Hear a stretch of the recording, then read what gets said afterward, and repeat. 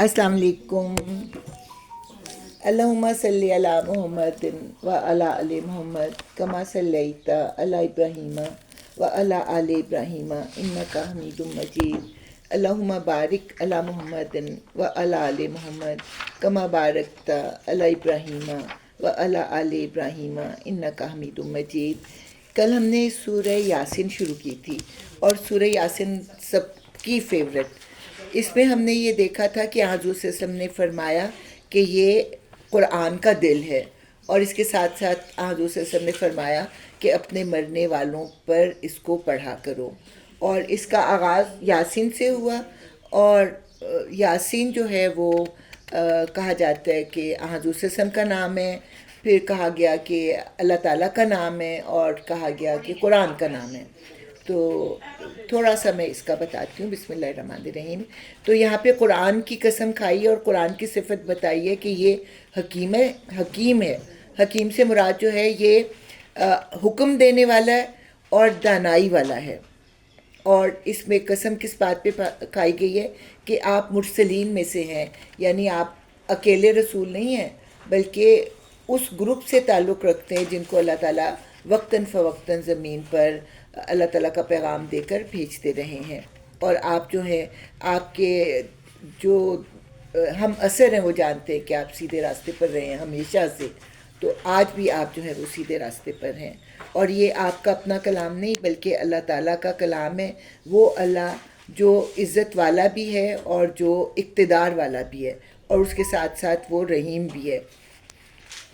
और इसके उतारने का मकसद क्या है कि उन लोगों को आगाह किया जाए जिनको आगाह करने के लिए इससे पहले कोई नहीं आया। और अक्सर लोगों पर ये बात जो है वो साबित हो गई है कि वो ईमान नहीं लाएंगे। अब सवाल ये पैदा होता है कि जब पता है कि अक्सर लोग ईमान नहीं लाएंगे, तो इसके उतारे जाने का मकसद क्या है? अक्सर से मुराद ये कि कम लोग भी होंगे जो कि ईमान ले आएंगे, तो उन तक बात पहुंचानी जो है ज़रूरी है जो कि ईमान लाने की ख्वाहिश रखते हैं या ले आएंगे। और अक्सर लोगों के बारे में अल्लाह ताला ये बयान कर रहे हैं कि उनके गर्दनों में तौक़ है।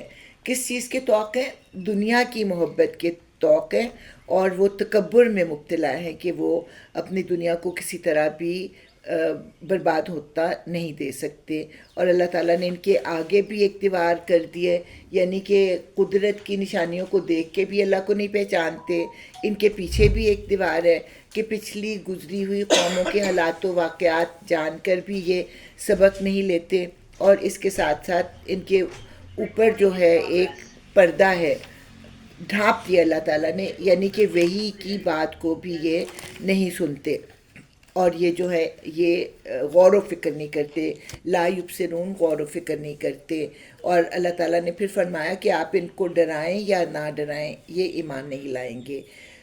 किन को डराया जा सकता है? उन लोगों को जो कि अल्लाह ताला को देखे बग़ैर मान लेते हैं, उन पर ईमान लेके आते हैं अल्लाह ताला को।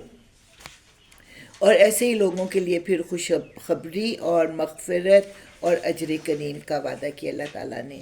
अब यहाँ पे अल्लाह ताला कहते हैं कि हम ज़िंदा करेंगे मुर्दा को, और हम लिख रहे हैं जो कि इन्होंने आगे भेजा और जो इन्होंने पीछे छोड़ा।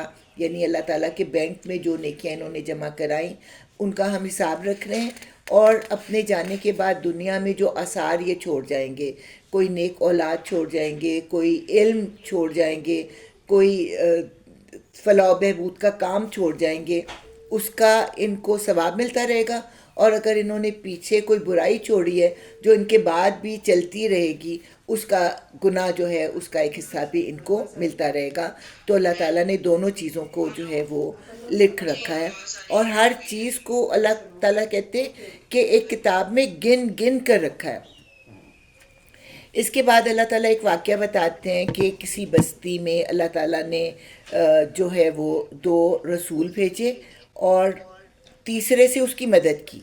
यानी एक बस्ती में आए, और ये वो रसूल नहीं थे जिनके ऊपर कि अल्लाह ताला ने वही भेजी हो, बल्कि रसूल के रसूल थे। और आमतौर पे कहा जाता है कि हज़रत ईसा ने इनको किसी बस्ती में तबलीग के लिए भेजा। पहले 2 लोगों को भेजा, फिर उनकी मदद के लिए तीसरे बंदे को भेजा। تو انہوں نے کیا کہا کہ ہماری طرح کے ہی تم بندے ہو، ہم کیوں تمہارے اوپر ایمان لے کے آئیں، اور تم جو ہو وہ جھوٹ بول رہے ہو. تو انہوں نے کیا کہا کہ ہمارا رب جانتا ہے کہ ہم اس کی طرف سے پیغام لے کر آئے ہیں، اور ہماری ڈیوٹی جو ہے وہ صرف پہنچا دینا ہے، تم کو زبردستی اللہ پر ایمان لانا نہیں ہے.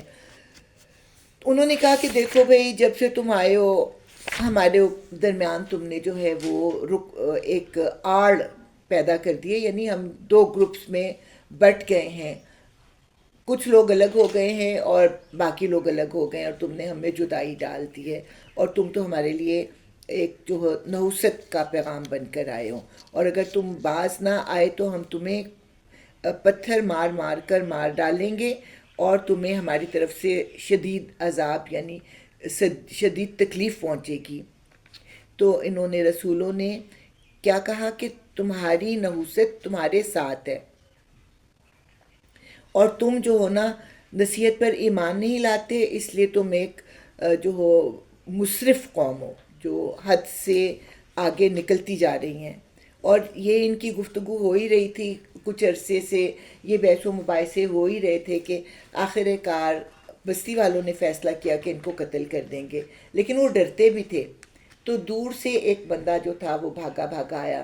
کل ہم اس بات پہ بحث کر رہے تھے کہ جو شہروں میں رہنے والے ہوتے ہیں ان کے دل سخت ہو جاتے ہیں، اور جو گاؤں میں رہنے والے دور کے لوگ ہوتے ہیں وہ قدرت سے تھوڑا نزدیک ہوتے ہیں، تو پھر بھی ان کے اندر جو ہے اللہ تعالیٰ کی موجودگی کا احساس ہوتا ہے. تو ایسا ہی بندہ تھا جس پر کہ اللہ تعالیٰ کا جب پیغام پہنچا اور ساتھ میں اس کو یہ بھی خبر پہنچی کہ ان رسولوں کو مارے جانے کا اہتمام کیا جا رہا ہے، تو وہ دوڑا دوڑا آیا. اس لیے دوڑا دوڑا آیا کہ اس کے پاس کوئی سواری نہیں تھی، ورنہ وہ سواری پر آتا. اور آ کے اس نے جو گفتگو کی اب یہاں پہ ہم دیکھیں گے. اس نے کیا کہا؟ قالا یا قوم اتبعوا المرسلین، کہ یہ جو تمہارے پاس مرسلین آئے ہیں ان کی بات کو مان لو اور ان کا کہنا مان لو. کیوں مانو؟ کہ وہ تم سے کچھ مانگتے نہیں ہیں. یا تو ہوتا ہے نا کہ وہ تمہیں کوئی نصیحت کریں اور اس کے بعد جو ہے وہ تم سے کچھ مانگیں، تو تم کہہ سکتے ہو کہ یہ پیسہ کمانے کے لیے اس طرح کی باتیں کر رہے ہیں، لیکن وہ تم سے کوئی اجرت تو نہیں مانگ رہے. اس لیے تم ان کے خلوص پر اعتماد کرو اور ان کو جو ہے ان کی پیروی کرو. اب یہاں سے شروع ہوتا ہے 23واں سپارہ، اور اس کو میں اردو میں جو پڑھتی ہوں وہ پیچھے سے پڑھتی ہوں. اتنے میں شہر کے دور دراز گوشے سے ایک شخص دوڑتا ہوا آیا اور بولا، اے میری قوم کے لوگوں، رسولوں کی پیروی اختیار کر لو، پیروی کرو ان لوگوں کی جو تم سے کوئی اجر نہیں چاہتے اور ٹھیک راستے پر ہے. آخر کیوں نہ میں اس ہستی کی بندگی کروں جس نے مجھے پیدا کیا ہے اور جس کی طرف تم سب کو پلٹ کر جانا. یعنی تم رسولوں کی بات نہیں مان رہے نا، تو نہ مانو، جانا کہاں ہے تم نے؟ آخر اسی ہستی کی طرف جاؤ گے جس نے مجھے پیدا کیا تھا، اور تم کو بھی اسی کے سامنے جو ہے وہ حاضر ہونا ہے. کیا میں اسے چھوڑ کر دوسروں کو معبود بنا دوں؟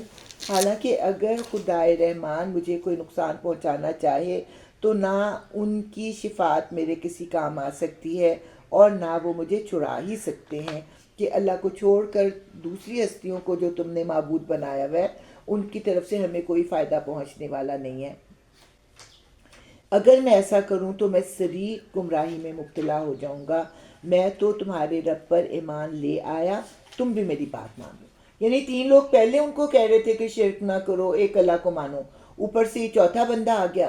لیکن وہ چونکہ باہر سے آئے تھے، یا اگر باہر سے نہیں بھی آئے تھے تو ان کو یہ گمان تھا کہ یہ خاص بندے ہیں، اس پہ ہاتھ اٹھانے سے وہ ڈرتے تھے. لیکن جب اپنوں میں سے ایک رذیل شخص، ایک کمزور شخص آ کے ان کو جب نصیحت کرنے لگا تو وہ آگ بگولا ہو گئے اور انہوں نے اس کو قتل کر دیا. یعنی پل پڑے سب. اس جو پچھلے 3 رسولوں کا غصہ تھا وہ بھی اس کے اوپر انہوں نے نکالا، یہاں تک کہ وہ بندہ جو تھا جو ان کو نصیحت کر رہا تھا وہ مر گیا.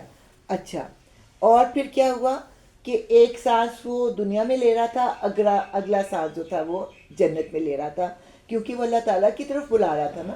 جب لوگوں نے اس کو قتل کیا، اب جو ہے اس کے دل میں پھر، اور اس کو کہا گیا کہ داخل ہو جا جنت میں. اس نے کہا کاش میری قوم کو معلوم ہوتا کہ میرے رب نے کس چیز کی بدولت میری مغفرت فرما دی اور مجھے باعزت لوگوں میں داخل فرمایا۔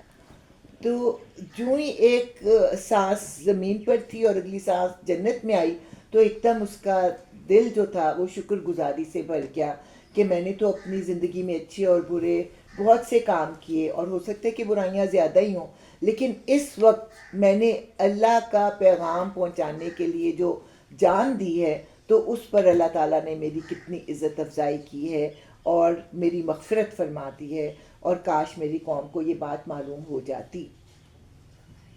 اور پھر اللہ تعالیٰ نے وہ بات بتا دی اس میں سورہ یاسین میں، کہ جو اس طرح اللہ تعالیٰ کی خاطر اپنی جان دیتا ہے تو اللہ تعالیٰ بھی اس کی قدردانی کرتے ہیں۔ اس کے بعد اس کی قوم پر ہم نے آسمان سے کوئی لشکر نہیں اتارا، ہمیں لشکر بھیجنے کی کوئی حاجت نہ تھی، بس ایک دھماکہ ہوا اور یکایک وہ سب بجھ کر رہ گئے۔ تو اب اللہ تعالیٰ کو کوئی لمبی چوڑی پلاننگ نہیں کرنی پڑی کہ اس بستی کو جو ہے وہ سزا دی جائے۔ اللہ تعالیٰ نے ایک چیخ بھیجی، اور اس چیخ کی وجہ سے یہ سارے کے سارے جو تھے ایک دم بجھ کے رہ گئے۔ زندگی کی جو لو تھی وہ ختم ہو گئی، اور ان کی جو جسم تھے وہ سارے ٹھنڈے کے ٹھنڈے ہو گئے۔ افسوس بندوں کے حال پر، جو رسول بھی ان کے پاس آیا وہ اس کا مذاق ہی اڑاتے رہے۔ کیا انہوں نے دیکھا نہیں کہ ان سے پہلے کتنی ہی قوموں کو ہم ہلاک کر چکے ہیں، اور اس کے بعد وہ پھر کبھی ان کی طرف پلٹ کر نہ آئے۔ ان سب کو ایک روز ہمارے سامنے حاضر کیا جانا ہے۔ یعنی دنیا میں تو وہ ہماری طرف نہیں آئے، انہوں نے ہماری طرف رجوع نہیں کیا، لیکن آخرت میں تو ان کو ہمارے ساتھ سامنے آنا ہی پڑے گا۔ اب یہاں اللہ تعالیٰ اپنی قدرت کی نشانیوں سے ان کو بتانا چاہ رہے ہیں کہ دیکھو یہ ہوتا ہے معبود۔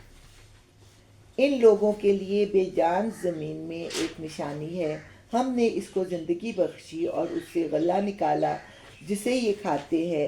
ہم نے اس میں کھجوروں اور انگوروں کے باغ پیدا کیے، اور اس کے اندر سے چشمے پھوڑ نکالے تاکہ یہ اس کے پھل کھائیں۔ یہ سب کچھ ان کے اپنے ہاتھوں کا پیدا کیا ہوا نہیں ہے۔ زیادہ سے زیادہ کیا ہے کہ یہ لوگ جو ہیں یہ بیج ڈالتے ہوں گے، لیکن اس بیج کو فصل کی شکل دینا یہ کس کا کام ہے؟ پھر کیا یہ شکر ادا نہیں کرتے؟ پاک ہے وہ ذات جس نے جملہ اقسام کے جوڑے پیدا کیے، خواہ وہ زمین کی نباتات میں سے ہوں یا خود ان کی اپنی جنس یعنی نوع انسانی میں سے، یا ان اشیاء میں سے جن کو یہ جانتے تک نہیں۔ صرف اللہ تعالیٰ کی ذات واحد اور احد اور یکتا ہے، اس کے علاوہ جتنی بھی چیزیں ہیں کائنات میں اللہ تعالیٰ نے ان کو جوڑا جوڑا ہی بنایا ہے، چاہے وہ جاندار ہیں چاہے وہ بے جان ہیں۔ اور خود انسان دیکھے اپنے آپ کو، یہ بھی جوڑوں کی شکل میں ہی اللہ تعالیٰ نے ان کو پیدا کیا ہے۔ دوسری نشانی، پہلا معجزہ زمین کا، اب دوسرا معجزہ ان کے لیے ایک اور نشانی رات ہے۔ ہم اس کے اوپر سے دن ہٹا دیتے ہیں تو ان پر اندھیرا چھا جاتا ہے، اور سورج وہ اپنے ٹھکانے کی طرف چلا جا رہا ہے۔ یہ زبردست علیم ہستی کا باندھا ہوا حساب ہے، اور چاند اس کے لیے ہم نے منزلیں مقرر کر دی ہیں، یہاں تک کہ ان سے گزرتا ہوا وہ پھر کھجور کی سوکھی شاخ کی مانند رہ جاتا ہے۔ نہ سورج کے بس میں یہ ہے کہ وہ چاند کو جا پکڑے، اور نہ رات دن پر سبقت لے جا سکتی ہے۔ سب ایک ایک فلک میں تیر رہے ہیں۔ اللہ تعالیٰ نے ان کے لیے جو راستہ مقرر کیا ہے اسی راستے میں اپنے ہی مدار میں یہ تیر رہے ہیں۔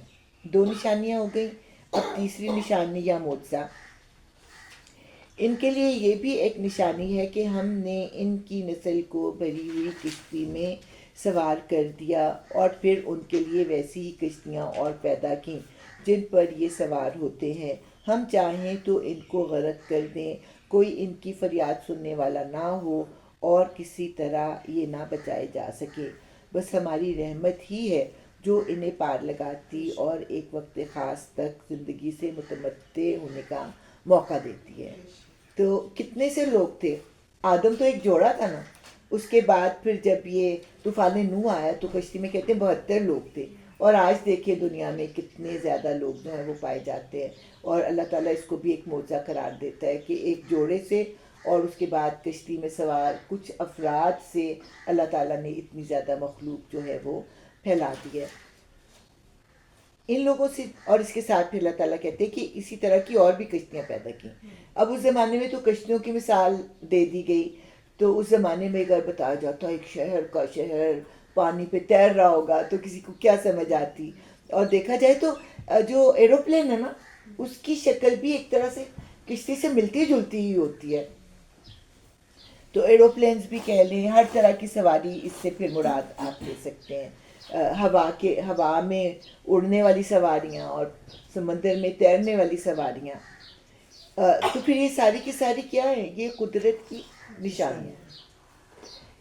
ان لوگوں سے جب کہا جاتا ہے کہ بچو اس انجام سے جو تمہارے آگے آ رہا ہے، یعنی اگر اپنا رویہ تبدیل نہیں کرو گے تو جو تمہارے سامنے انجام آ رہا ہے اس سے بچو، اور تمہارے پیچھے گزر چکا ہے، یعنی آنے والا وقت جو تمہیں دکھائے گا کہ تم کیا کرتے رہے اور اس کے مطابق تمہیں جو ہے بدلہ ملے گا.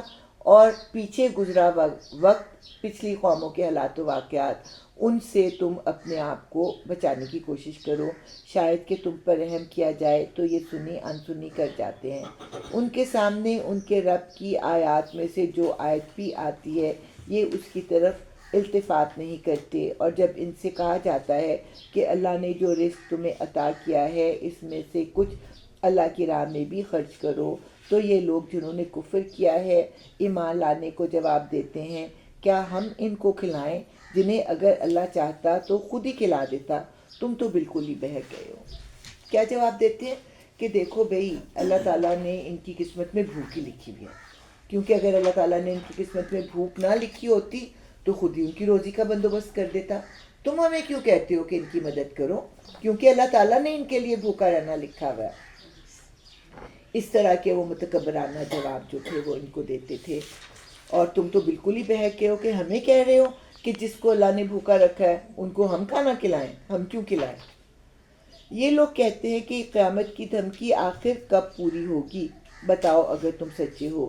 دراصل یہ جس چیز کی راہ تک رہے ہیں وہ بس ایک دھماکہ ہے جو یکایک انہیں عین اس حالت میں دھر لے گا جب یہ اپنے دنیاوی معاملات میں جھگڑ رہے ہوں گے، اور اس وقت یہ وصیت تک نہ کر سکیں گے، نہ اپنے گھروں کو پلٹ سکیں گے.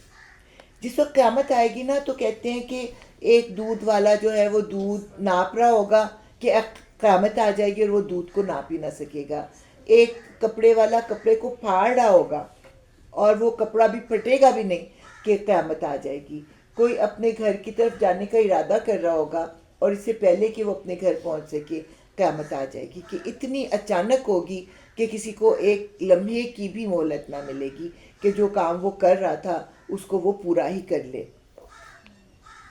پھر ایک سور پھونکا جائے گا اور یکایک یہ اپنے رب کے حضور پیش ہونے کے لیے اپنی قبروں سے نکل پڑیں گے. پہلے کیا کہا گیا؟ وہاں پہ سور کا ذکر نہیں ہوا، وہاں پہ قیامت کا ذکر ہوا کہ ان کو ایک لمحہ بھر مہلت نہ ملے گی اور یہ سب جو ہے وہ مر جائیں گے. اس کے بعد پتہ نہیں کتنا زمانہ گزر جائے گا. 40 حضور صلی اللہ علیہ وسلم نے بولا، اب 40 کے بعد وہ بھول گئے کہ وہ 40 گھنٹے ہوں گے، 40 دن ہوں گے، 40 سال ہوں گے، یا پتہ نہیں کیا ہوگا. تو بہرحال اس کے بعد اللہ تعالیٰ ایک بارش برسائیں گے اور اس بارش سے سب انسان ایسے اگیں گے جیسا کہ بارش کے بعد پودے اگتے ہیں.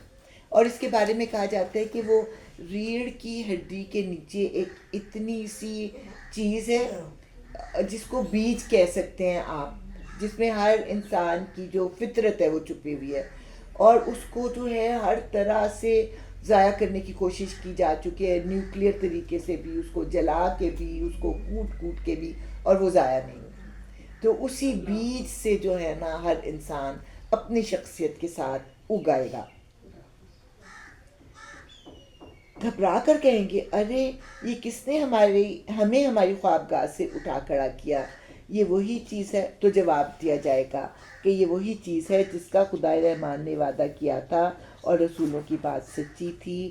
ایک ہی زور کی آواز ہوگی اور سب کے سب ہمارے سامنے حاضر کر دیے جائیں گے. آج کسی پر ذرا برابر ظلم نہ کیا جائے گا اور تمہیں ویسا ہی بدلہ دیا جائے گا جیسے عمل تم کرتے رہے تھے.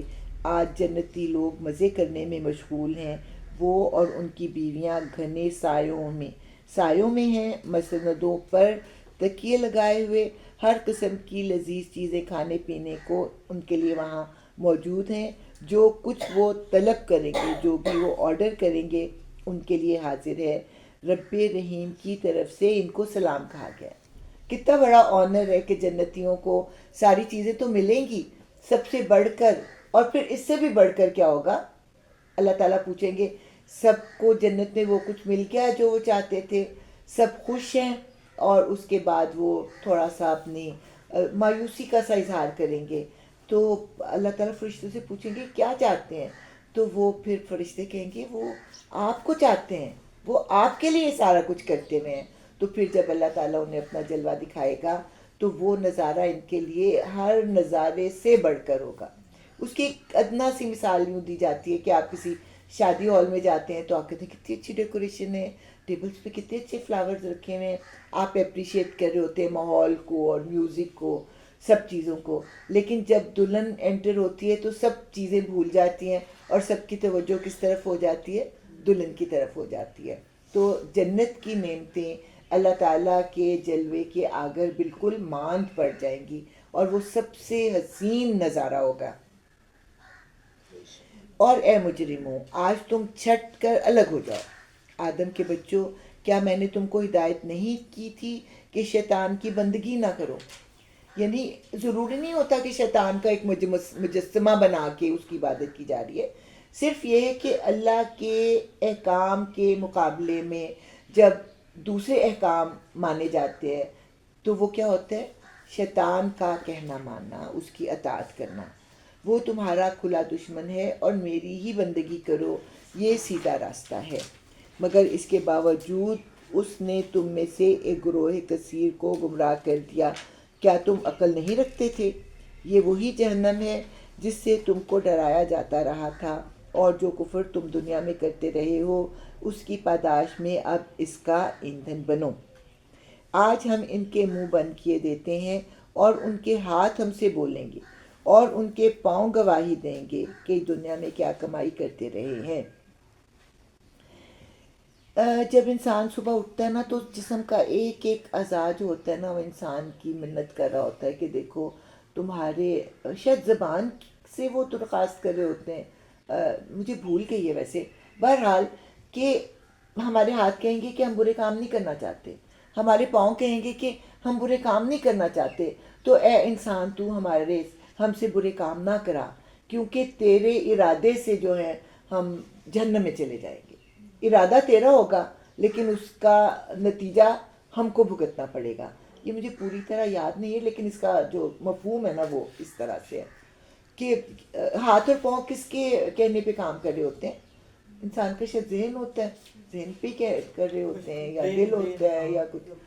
تو اس طرح وہ صبح اٹھتے ہی کہتے ہیں کہ تم ہمیں جہنم میں جانے سے بچا لے.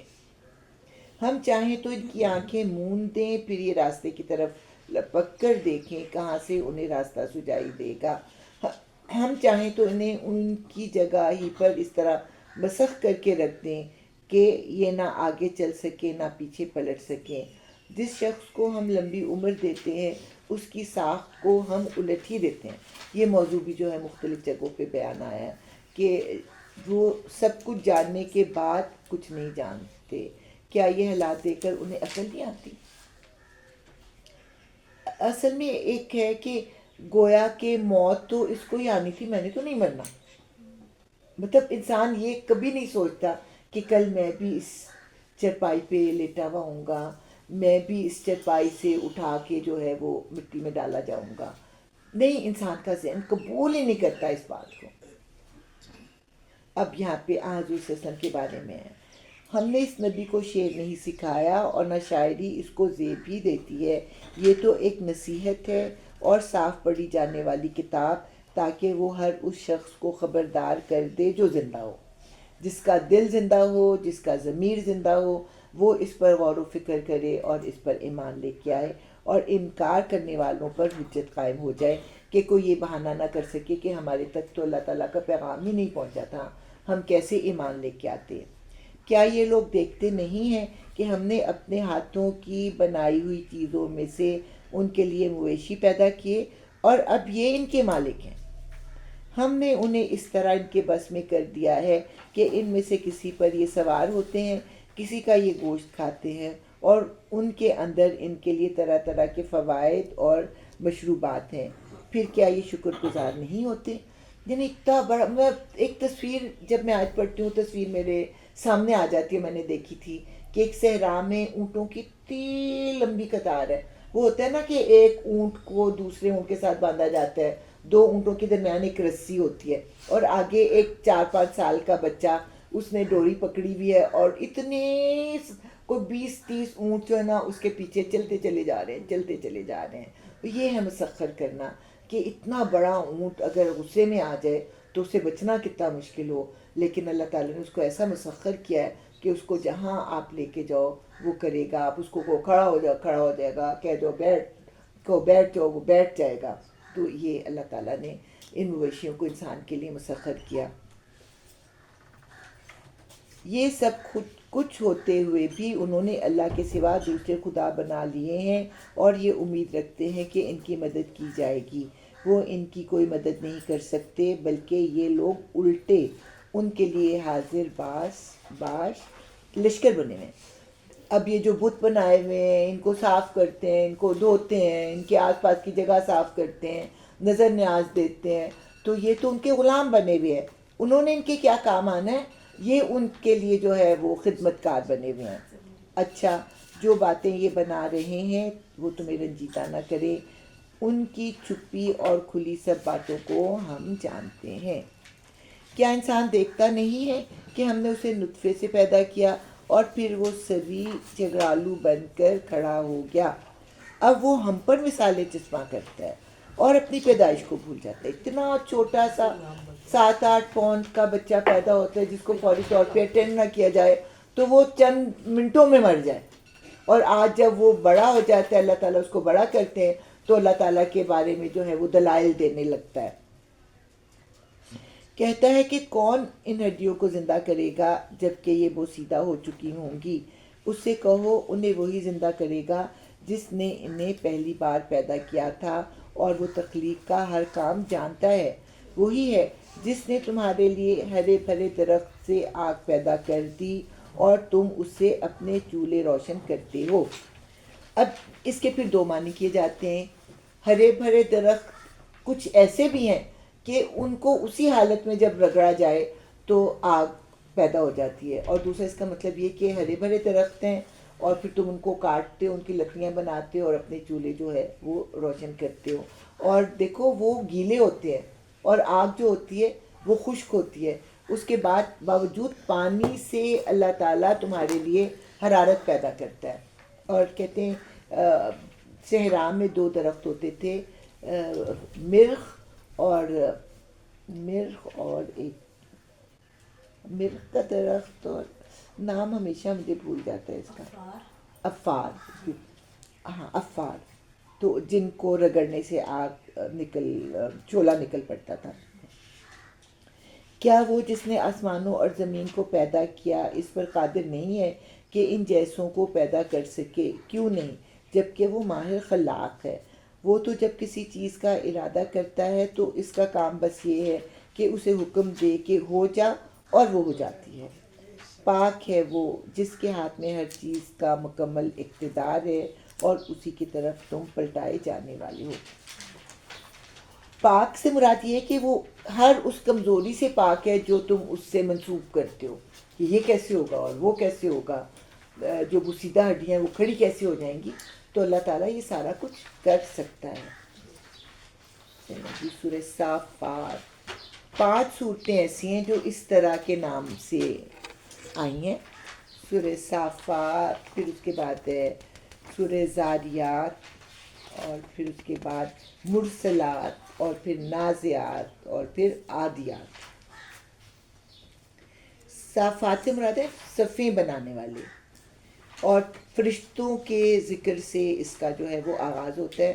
اور جن صورتوں میں فرشتوں سے آغاز ہوتا ہے تو اس میں پھر اصل میں فرشتوں کی فرما برداری کا ذکر ہوتا ہے، اور انسان سے ہی توقع کی جاتی ہے کہ جس طرح فرشتے اللہ تعالیٰ کے فرما بردار ہیں تو انسان بھی ویسے ہی اللہ کے فرما بردار ہوں. اب یہ جو ہے شروع کی آیات ہیں جس میں کہ چھوٹی چھوٹی آیتیں ہیں اور ردم جو ہے وہ بہت تیز ہے اور اس میں غنائیت بہت زیادہ ہے، اس لیے جو قراء ہے نا ان کو یہ بہت اچھا لگتا ہے کہ وہ اس کی قراءت کریں. اور اس میں تذکیر بے آلاء اللہ بھی ہے، یعنی کہ اللہ تعالیٰ کی قدرت کے نشان بنا کر اللہ کی طرف بلایا گیا، اور اس کے بعد تذکیر بے ایام اللہ بھی کہ پچھلی قوموں کے حالات و واقعات بتا کر نصیحت کی گئی. اچھا جی، اس میں حضور صلی اللہ علیہ وسلم نے ہمیں کہا کہ نماز میں صفیں بناؤ جیسے کہ فرشتے صفیں بناتے ہیں، اور فرشتے جو ہوتے ہیں وہ ایک ہجوم کی شکل میں نہیں ہوتے، بڑے آرگنائزڈ ہوتے ہیں اور صفوں کی شکل میں اللہ تعالیٰ کے سامنے وہ حاضر ہوتے ہیں. بسم اللہ الرحمن الرحیم. قطار در قطار صف باندھنے والوں کی قسم، پھر ان کی قسم جو ڈانٹنے اور پھنکارنے والے ہیں. اب یہاں پہ فرشتوں کا ذکر ہو رہا ہے، تو پہلی صفت کیا بتائی گئی کہ وہ مجمع نہیں بن جاتے، ہجوم نہیں بن جاتے، بلکہ وہ صف در صف ہر ایک کا اپنا ایک مقام ہوتا ہے، اس مقام پر وہ کھڑا ہوتا ہے. اور پھر ان کی ڈیوٹیز میں ہے ڈانٹنا ڈپٹنا. جب وہ عذاب لے کے آتے ہیں تو اسوں کو ڈانٹ ڈپٹ کرتے ہیں، جب وہ کسی کی جان نکالنے لگتے ہیں تو اگر وہ نافرمان شخص ہوتا ہے، گناہ گار شخص ہوتا ہے، تو ڈانٹ کے اس کی جان نکالتے ہیں. اور اسی طرح پھر کہتے ہیں کہ جب یہ بادلوں کو ہنکاتے ہیں تو ان کو جو ہے وہ ڈانٹ پلاتے ہیں. تو پھر ان کی قسم جو ڈانٹتے اور پھٹکارتے ہیں، پھر ان کی قسم جو کلام نصیحت سنانے والے ہیں، یعنی کہ جو وحی لے کر انسانوں تک پہنچاتے ہیں. ان کی قسم تمہارا معبود حقیقی بس ایک ہی ہے. فرشتوں کی قسم کھا کے کس بات کا اظہار کیا گیا کہ معبود حقیقی صرف ایک ہی ہے، وہ جو زمین اور آسمانوں اور ان تمام چیزوں کا مالک ہے جو زمین و آسمان میں ہے، اور سارے مشرقوں کا مالک. مغرب کیوں نہیں کہا کہ جو مشرق ہے وہ کسی وقت جو ہے مغرب بن جاتا ہے، تو سارے مشرقوں اور سارے مغربوں کا مالک. ہم نے آسمانی دنیا کو تاروں کی زینت سے آراستہ کیا ہے اور ہر شیطان سرکش سے اس کو محفوظ کر دیا ہے. یہ شیاطین ملائے اعلیٰ کی باتیں نہیں سن سکتے، ہر طرف سے مارے اور ہانکے جاتے ہیں، اور ان کے لیے پیہم عذاب ہے. تاہم اگر کوئی ان میں سے کچھ لے اڑے تو ایک تیز شعلہ اس کا پیچھا کرتا ہے. ستاروں کے 3 جو ہیں وہ کام بتائے گئے ہیں. ایک تو یہ رہنمائی کرنا، دوسرا کام بتایا گیا ہے خوبصورتی، آسمان کی خوبصورتی کے لیے، اور تیسرا کہ جب شیطان فرشتوں کی گفتگو کو سننے کی کوشش کرتے ہیں تو یہ ستارے جو ہوتے ہیں میزائل کی طرح ان کو ہٹ کرتے اور ان کو مارتے ہیں. اب ان سے پوچھو ان کی پیدائش زیادہ مشکل ہے یا ان چیزوں کی جو ہم نے پیدا کر رکھی ہیں. تو کائنات کو دیکھو، کائنات کا پیدا کرنا بھی مشکل کام تھا اور تمہارا پیدا کرنا بھی مشکل کام ہے. تو اگر اللہ تعالیٰ کائنات کو پیدا کر سکتا ہے تو وہ تمہیں بھی پیدا کر سکتا ہے، اور جو ایک دفعہ پیدا کر سکتا ہے وہ تمہیں دوبارہ بھی پیدا کر سکتا ہے. ان کو تو ہم نے لیسدار گارے سے پیدا کیا، تم اللہ کی قدرت کے کرشموں پر حیران ہو اور یہ اس کا مذاق اڑا رہے ہیں. جو علم والے ہوتے ہیں نا، جو کسی چیز پر ریسرچ کر رہے ہوتے ہیں نا، وہ ایک ایک سٹیپ پر کہتے ہیں واہ واہ واہ، اور جو جاہل ہوتے ہیں وہ ایسی باتیں سن کے ہنسی اڑاتے ہیں. تو اس میں حضور صلی اللہ علیہ وسلم سے کہا جا رہا ہے کہ اللہ تعالیٰ جب قدرت کی نشانیاں آپ کو دکھاتے ہیں اور آپ ان کا ادراک کرتے ہیں، ان کو سمجھتے ہیں، تو آپ کے منہ سے واہ نکل جاتی ہے، جبکہ یہ لوگ جو ہے یہ جاہل لوگ اس کا مذاق اڑاتے ہیں. سمجھایا جاتا ہے تو سمجھ کر نہیں دیکھتے، کوئی نشانی دیکھتے ہیں تو اسے ٹھٹھوں میں اڑاتے ہیں اور کہتے ہیں یہ تو سری جادو ہے. بھلا کہیں ایسا ہو سکتا ہے کہ جب ہم مر چکے ہوں اور مٹی بن جائیں اور ہڈیوں کا پنجر رہ جائے، اس وقت ہم پھر زندہ کر کے اٹھا کھڑے کیے جائیں؟ اور کیا ہمارے اگلے وقتوں کے آباء و اجداد بھی اٹھائے جائیں گے؟ ان سے کہو ہاں، اور تم خدا کے مقابلے میں بے بس ہو کہ اللہ تعالیٰ ایسا کرے گا. اور اگر تم کھڑے نہیں ہونا چاہو گے نا، تب بھی تمہیں کھڑا ہونا پڑے گا، کیونکہ مرتے وقت ہر کافر اور گناہ گار کو پتہ لگ جاتا ہے کہ میرا انجام کیا ہوگا. وہ کیا چاہے گا کہ میں مٹی ہی بنا رہا ہوں، مجھے کھڑا نہ کیا جائے، اور وہ کھڑا ہونے کی کوشش بھی کرے گا تو اس کو کھڑا نہ ہونے دیا جائے، مطلب کھڑا نہ ہونے کی کوشش کرے گا تب بھی اس کو کھڑا کر دیا جائے گا۔ بس ایک ہی جھڑکی ہوگی اور یکایک یہ اپنی آنکھوں سے وہ سب جس کی خبر دی جا رہی ہے دیکھ رہے ہوں گے۔ اس وقت یہ کہیں گے ہائے ہماری کم بختی، یہ تو یوم الجزا ہے۔ تو کہا جائے گا کہ ہاں یہ وہی فیصلے کا دن ہے جسے تم جھٹلایا کرتے تھے۔ حکم ہوگا گھیر لاؤ سب ظالموں اور ان کے ساتھیوں اور ان معبودوں کو جن کی وہ خدا کو چھوڑ کر بندگی کیا کرتے تھے، پھر ان سب کو جہنم کا راستہ دکھاؤ اور ذرا انہیں ٹھہراؤ، ان سے کچھ پوچھنا ہے۔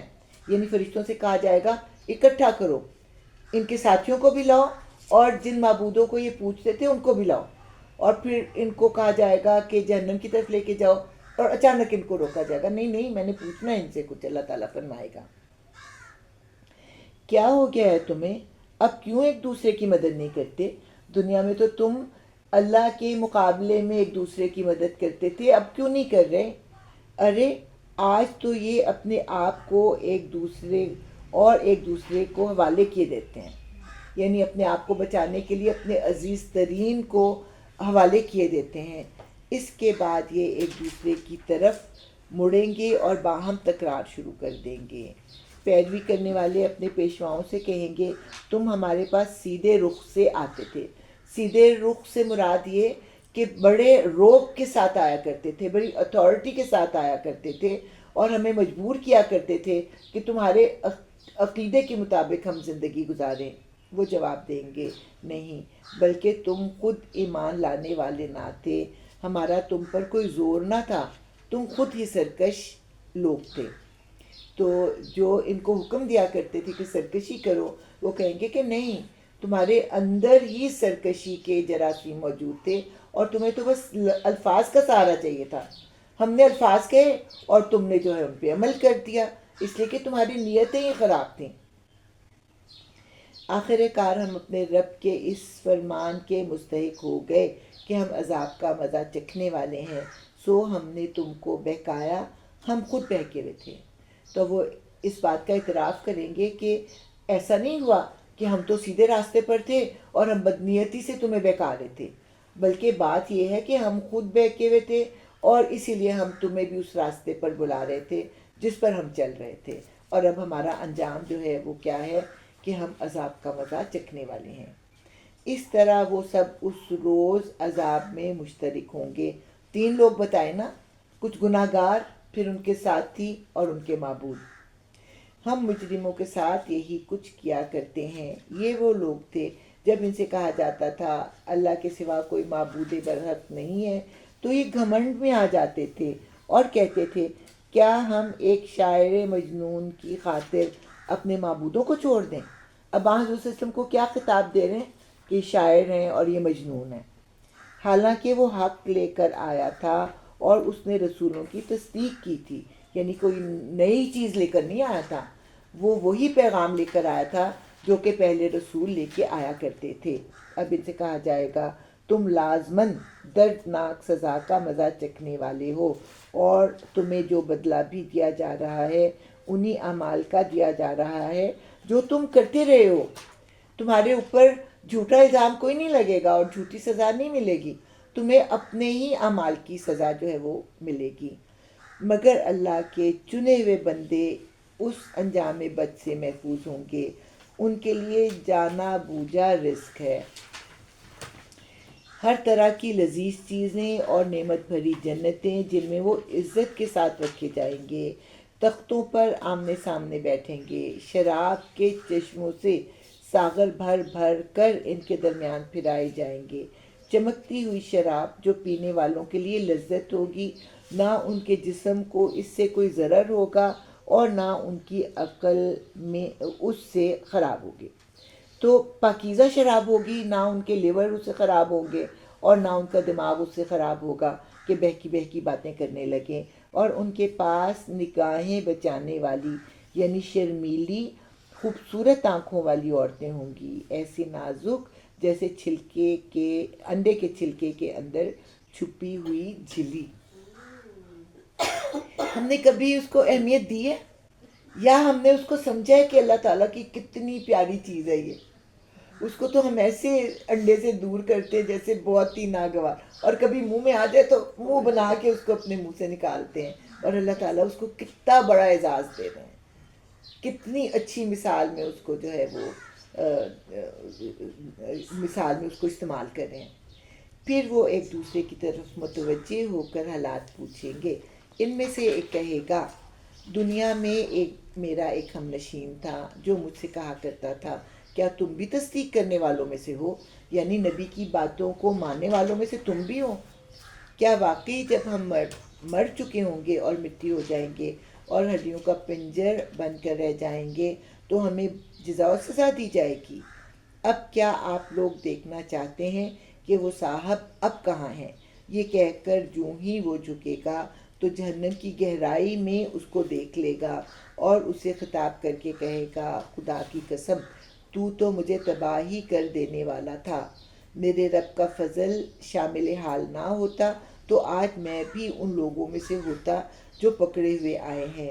اچھا تو کیا اب ہم مرنے والے نہیں ہیں؟ موت جو ہمیں آنی تھی وہ بس آ چکی، اب ہمیں کوئی عذاب نہیں ہونا. یہ اب دو الگ الگ باتیں ہیں. اس سے پہلے ہم جو ہیں پڑھ چکے نا شاید سورہ فرقان میں، یا شاید سورہ فرقان میں ہم نے پڑھا تھا کہ وہ کہے گا کہ تیری وجہ سے میں جہنم میں آیا، ورنہ میرا دل تو رسول کی بات پر مائل ہو ہی چلا تھا، لیکن تو نے مجھے بھٹکایا. تو اس دن وہ اپنے ساتھی کو برا بھلا کہہ رہا ہوگا جہنم کے اندر، اور دنیا میں اس کا کہنا مان رہا تھا. یہاں پہ اس کے الٹ معاملہ ہو رہا ہے. یہاں پہ اس نے کہا کہ تم بھی مانتے ہو؟ تو ہاں اس نے کہا ہاں میں مانتا ہوں. تو تمہیں یقین ہے کہ تم مرنے کے بعد اٹھائے جاؤ گے؟ اس نے کہا ہاں مجھے یقین ہے. اور اس بات نے اس کو بچا لیا، اور اس کو کویسچن کرنے والا جو تھا وہ جہنم میں تھا، اور یہ اس کا حال دیکھ سکتا ہے. آج میں سوچتی ہوں اس زمانے میں کیسے لوگ تصور کرتے ہوں گے کہ لوگ اس طرح سے دیکھے جا سکتے ہیں. آج تو ہمیں پتہ ہے نا کہ یہ تو خیر اب اللہ تعالیٰ نے پردہ ڈالا ہو نا برزخ کا، یہ الگ بات ہے. لیکن اب جو ہمارے بچے ہیں تو ہم ان سے ایسے بالمشافہ بات کرتے ہیں جیسے کہ وہ ہمارے سامنے ہوتے ہیں. تو اس زمانے کے لوگوں کو یہ امیجن کرنا کتنا مشکل ہوگا جب کہ یہ نازل ہوا تھا قرآن. اب یہ آپس میں جنت والے جو نا، اچھا اب تو نہیں نا مرنا، اب کہیں ایسا تو نہیں کہ ہم دوبارہ مریں اور پھر ہم جہنم میں ڈالے جائیں. تو وہ ایک دوسرے سے سوال کر رہے ہوں گے معصومیت کے ساتھ کہ اب ہمیں کوئی عذاب تو نہیں ہونا. یقیناً عظیم الشان کامیابی ہے، یقیناً یہی عظیم الشان کامیابی ہے. اس کو کہتے ہیں نا فوز المبین. ایسی ہی کامیابی کے لیے عمل کرنے والوں کو عمل کرنا چاہیے. بولو یہ ضیافت اچھی ہے یا زقوم کا درخت؟ ہم نے اس درخت کو ظالموں کے لیے فتنہ بنا دیا ہے.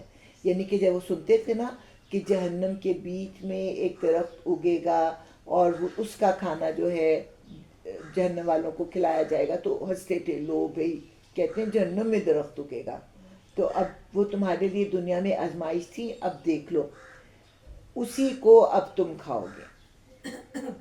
وہ ایک درخت ہے جو جہنم کی تہہ سے نکلتا ہے، اس کے شگوفے ایسے ہیں جیسے شیطانوں کے سر، یعنی کہ بہت بدصورت ہوگا اس کا پھل، جو ایسے لگے گا جیسے کہ انتہائی کوئی بدصورت سی چیز ہے.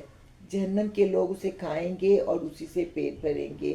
پھر اس پر پینے کے لیے ان کو کھولتا ہوا پانی ملے گا، اور اس کے بعد ان کی واپسی اسی آتش دوزخ کی طرف ہوگی. یعنی یوں ہی چکر کاٹتے رہیں گے کہ وہ جب کھائیں گے تو ایک جگہ کہا جاتا ہے کہ ان کے معدے ابل پڑیں گے، ان کو شدید پیاس لگے گی. پیاس کے لیے جب وہ دوسری جگہ پانی پر جائیں گے تو ابلتا ہوا پانی اور گندگی ان کو پانے ملے گی. پھر وہ واپس آئیں گے اور اسی طرح وہ اپنا سارا وقت گزار رہے ہوں گے. یہ وہ لوگ ہیں جنہوں نے اپنے باپ دادا کو گمراہ پایا اور انہی کے نقش قدم پر دوڑ چلے، حالانکہ ان سے پہلے بہت سے لوگ گمراہ ہو چکے تھے اور ان میں ہم نے تنبیہ کرنے والے رسول بھیجے تھے. اب دیکھ لو کہ ان تنبیہ کیے جانے والوں کا کیا انجام ہوا. اس انجامی سے بس اللہ کے وہی بندے بچے ہیں جنہیں اس نے اپنے لیے خالص کر لیا تھا۔ ہم کو اس سے پہلے نوح نے پکارا تھا تو دیکھو ہم کیسے اچھے جواب دینے والے ہیں، یعنی کہ دعا کو قبول کرنے والے ہیں۔ اس کو اور اس کے گھر والوں کو کرب عظیم سے بچا لیا۔ 950 سال میں لوگ ان کو برا بھلا کہتے رہے، اور وہ چھوٹی چھوٹی بستیوں میں سارے لوگ رشتہ دار ہی ہوا کرتے ہیں، اور پھر رشتہ داروں کے ہاتھوں جب آپ کو کوئی بری بات سہنی پڑتی ہے تو بہت ہی زیادہ تکلیف ہوتی ہے۔ تو یہ نبی یعنی نوح اور ان کے گھر والے جو تھے وہ کرب عظیم میں مبتلا تھے، اور پھر جب یہ طوفان آیا اس وقت بھی ان کو کتنا شدید صدمہ ہو رہا ہوگا کہ یہ لوگ اگر میرا کہنا مان لیتے تو بچ جاتے، اور اسی کی نسل کو باقی رکھا اور بعد کی نسلوں میں اس کی تعریف و توصیف چھوڑ دی۔ سلام ہے نوح پر تمام دنیا والوں میں، ہم نیکی کرنے والوں کو ایسی ہی جزا دیا کرتے ہیں۔ در حقیقت وہ ہمارے مومن بندوں میں سے تھا، پھر دوسرے گروہ کو ہم نے غرق کر دیا۔ یعنی نوح اور ان کے ساتھیوں کو اللہ تعالیٰ نے بچا لیا اور باقی سب لوگوں کو اللہ تعالیٰ نے ہلاک کر دیا۔ اور نوح ہی کے طریقے پر چلنے والا ابراہیم تھا، جب وہ اپنے رب کے حضور قلب سلیم لے کر آیا، یعنی سلامت دل، جس دل میں کبھی بھی شرک نہیں رہا تھا۔ جب اس نے اپنے باپ اور اپنی قوم سے کہا، یہ کیا چیزیں ہیں جن کی تم عبادت کر رہے ہو؟ کیا اللہ کو چھوڑ کر جھوٹ گھڑے ہوئے معبود چاہتے ہو؟ آخر اللہ رب العالمین کے بارے میں تمہارا کیا گمان ہے؟ پھر اس نے تاروں پر ایک نگاہ ڈالی اور کہا، میری طبیعت خراب ہے۔ چنانچہ وہ لوگ اسے چھوڑ کر چلے گئے۔ وہ ان کے پیچھے چپکے سے ان کے معبودوں کے مندر میں گھس گیا اور بولا، آپ لوگ کھاتے کیوں نہیں ہیں؟ کیا ہو گیا؟ آپ لوگ بولتے بھی نہیں ہیں۔ اس کے بعد وہ ان پر پل پڑا اور سیدھے ہاتھ سے یعنی پوری قوت سے خوب ضربے لگائیں۔ واپس آ کر وہ لوگ بھاگے بھاگے اس کے پاس آئے۔ اس نے کہا، کیا تم اپنی ہی تراشی ہوئی چیزوں کو پوجتے ہو، حالانکہ اللہ ہی نے تم کو بھی پیدا کیا ہے اور ان چیزوں کو بھی جنہیں تم بناتے ہو، یعنی را مٹیریل اللہ نے پیدا کیا ہے، اس را مٹیریل سے تم بت بناتے ہو اور پھر ان کو پوجتے ہو۔ انہوں نے آپس میں کہا، اس کے لیے ایک الاؤ تیار کرو اور اسے دہکتی ہوئی آگ کے ڈھیر میں پھینک دو۔ انہوں نے اس کے خلاف ایک کارروائی کرنا چاہی۔ یہاں پہ قید کا لفظ آیا، قید ہوتا ہے سازش کرنا، مگر ہم نے انہی کو نیچا دکھا دیا۔ اب کیا انہوں نے وہ تو انہوں نے واقعی الاؤ اتنا بڑا تیار کر لیا تھا کہ جس میں بندے بھی نہیں پھینک سکتے تھے، ان کو توپ کی مدد سے اس کو جو نا پھینکا گیا تھا۔ تو اس میں سازش کی کیا بات ہے؟ آگ تو انہوں نے جلائی تھی۔ سازش یہ تھی کہ جب اتنی بھڑکتی ہوئی آگ حضرت ابراہیم دیکھیں گے تو ڈر جائیں گے اور پھر ہمارے دین میں واپس آ جائیں گے۔ لیکن اللہ تعالیٰ نے حضرت ابراہیم کے دل کو اتنا مضبوط کیا کہ وہ اس کو برداشت کر گئے۔ اور جب پھر یہ واقعہ ہو گیا، ایک اور جگہ پہ ہے کہ اللہ تعالیٰ نے کہا کہ یا نارو کونی بردن و سلامن علی ابراہیم، تو اچھا بردن و سلامن، ٹھنڈی ہو جا سلامتی کے ساتھ، ورنہ وہ اتنی ٹھنڈی ہو جاتی کہ حضرت ابراہیم فریز ہو جاتے۔ تو یہ تھی ان کی کہ وہ آگ کو دیکھ کے ڈر جائیں گے اور اپنے طریقے پر، اپنے آباء و اجداد کے طریقے پر واپس آ جائیں گے۔ لیکن اللہ تعالیٰ نے ان کے دل کو مضبوط کیا۔ کہتے کہ وہ پڑھ رہے تھے، حسبنا اللہ و نعم الوکیل نعم المولا و نعم النصیر۔ اب جب یہ واقعہ ہو گیا تو پھر رسول وہاں پہ رہ نہیں سکتا، لیکن ہمیں یہ نہیں بتایا گیا قرآن میں کہ حضرت ابراہیم کی قوم کا کیا انجام ہوا۔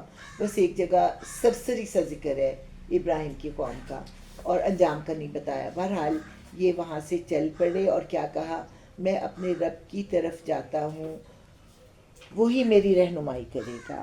اے پروردگار، مجھے ایک بیٹا عطا کر جو صالحوں میں سے ہو۔ اس دعا کے جواب میں ہم نے اس کو ایک حلیم بردبار لڑکے کی بشارت دی۔ وہ لڑکا جب اس کے ساتھ دوڑ دھوپ کرنے کی عمر کو پہنچ گیا تو ایک روز ابراہیم نے اس سے کہا، بیٹا میں خواب میں دیکھتا ہوں کہ میں تجھے ذبح کر رہا ہوں، اب تو بتا تیرا کیا خیال ہے۔ اچھا، اس پہ تو ہم بعد میں آتے ہیں۔ یہاں پہ میں جو آپ کی توجہ کرانا چاہ رہی ہوں، یہاں پہ ان کو کیا خطاب دیا اللہ تعالیٰ نے؟ حلیم، اور شاید 2 جگہ حضرت ابراہیم کو حلیم اللہ تعالیٰ نے کہا اور ایک جگہ یہاں پہ اس کو حلیم کہا ہے.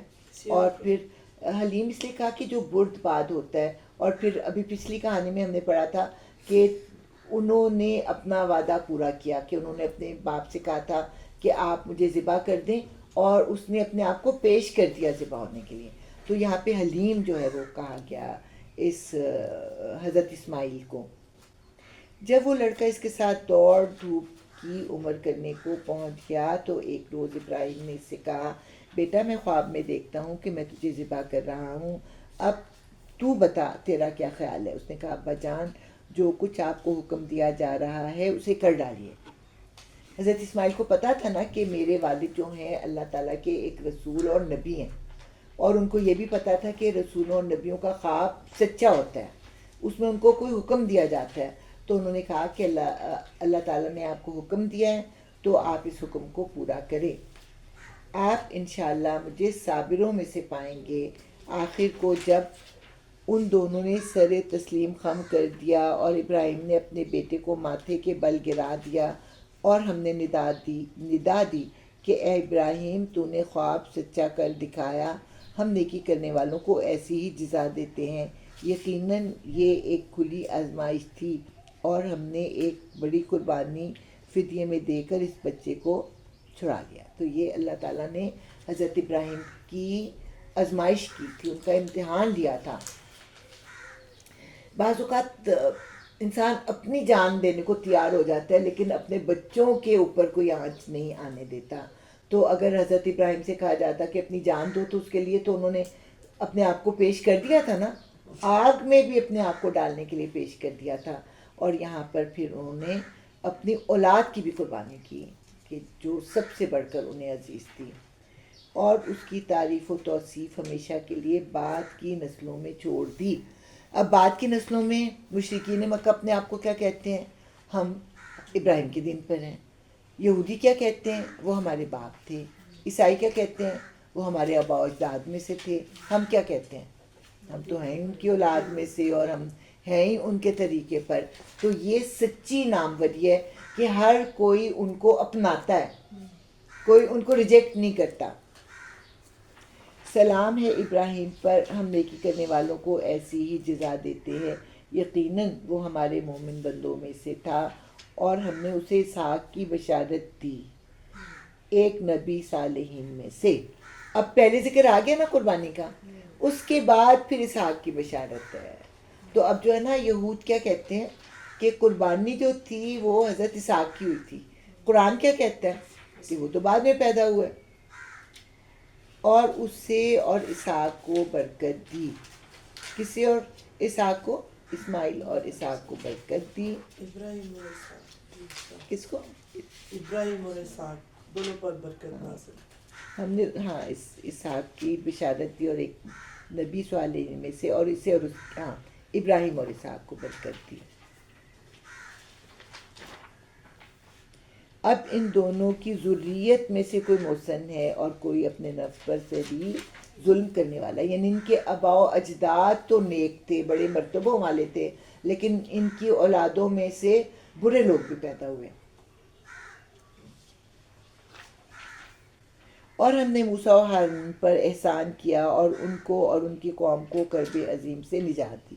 کس چیز کا کرب تھا, غلامی کا کرب, اور اس چیز کا کرب کہ ان کے بیٹے ذبح کر دیے جاتے اور بیٹیوں کو زندہ چھوڑ دیا جاتا. انہیں نصرت بخشی جس کی وجہ سے وہی غالب رہے. ان کو نہایت واضح کتاب عطا کی, انہیں راہ راست دکھائی اور بعد کی نسلوں میں ان کا ذکر خیر باقی رکھا. سلام ہے موسیٰ اور ہارون پر, ہم نیکی کرنے والوں کو ایسی ہی جزا دیتے ہیں. در حقیقت وہ ہمارے مومن بندوں میں سے تھا.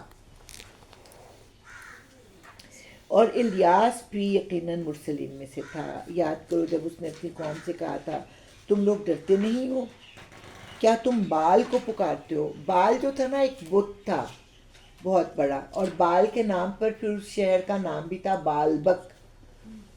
اور احسن الخالقین کو چھوڑ دیتے ہو, اس اللہ کو جو تمہارا اور تمہارے اگلے پچھلے آباء و اجداد کا رب ہے, مگر انہوں نے اسے جھٹلا دیا.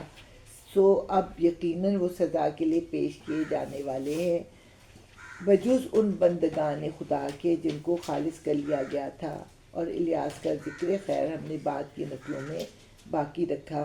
سلام ہے الیاس پر، ہم نیکی کرنے والوں کو ایسی ہی جزا دیتے ہیں، واقعی وہ ہمارے مومن بندوں میں سے تھا۔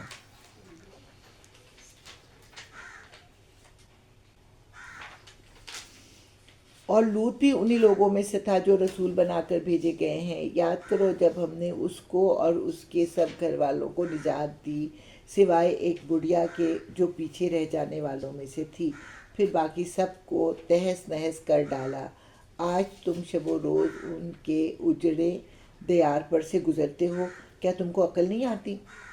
تو اس زمانے میں ان کی جو کھنڈرات تھے نا وہ باقی تھے، اور جب عرب کے لوگ تجارت کے لیے جاتے تو اس بستی کے پاس سے گزر کے جایا کرتے تھے۔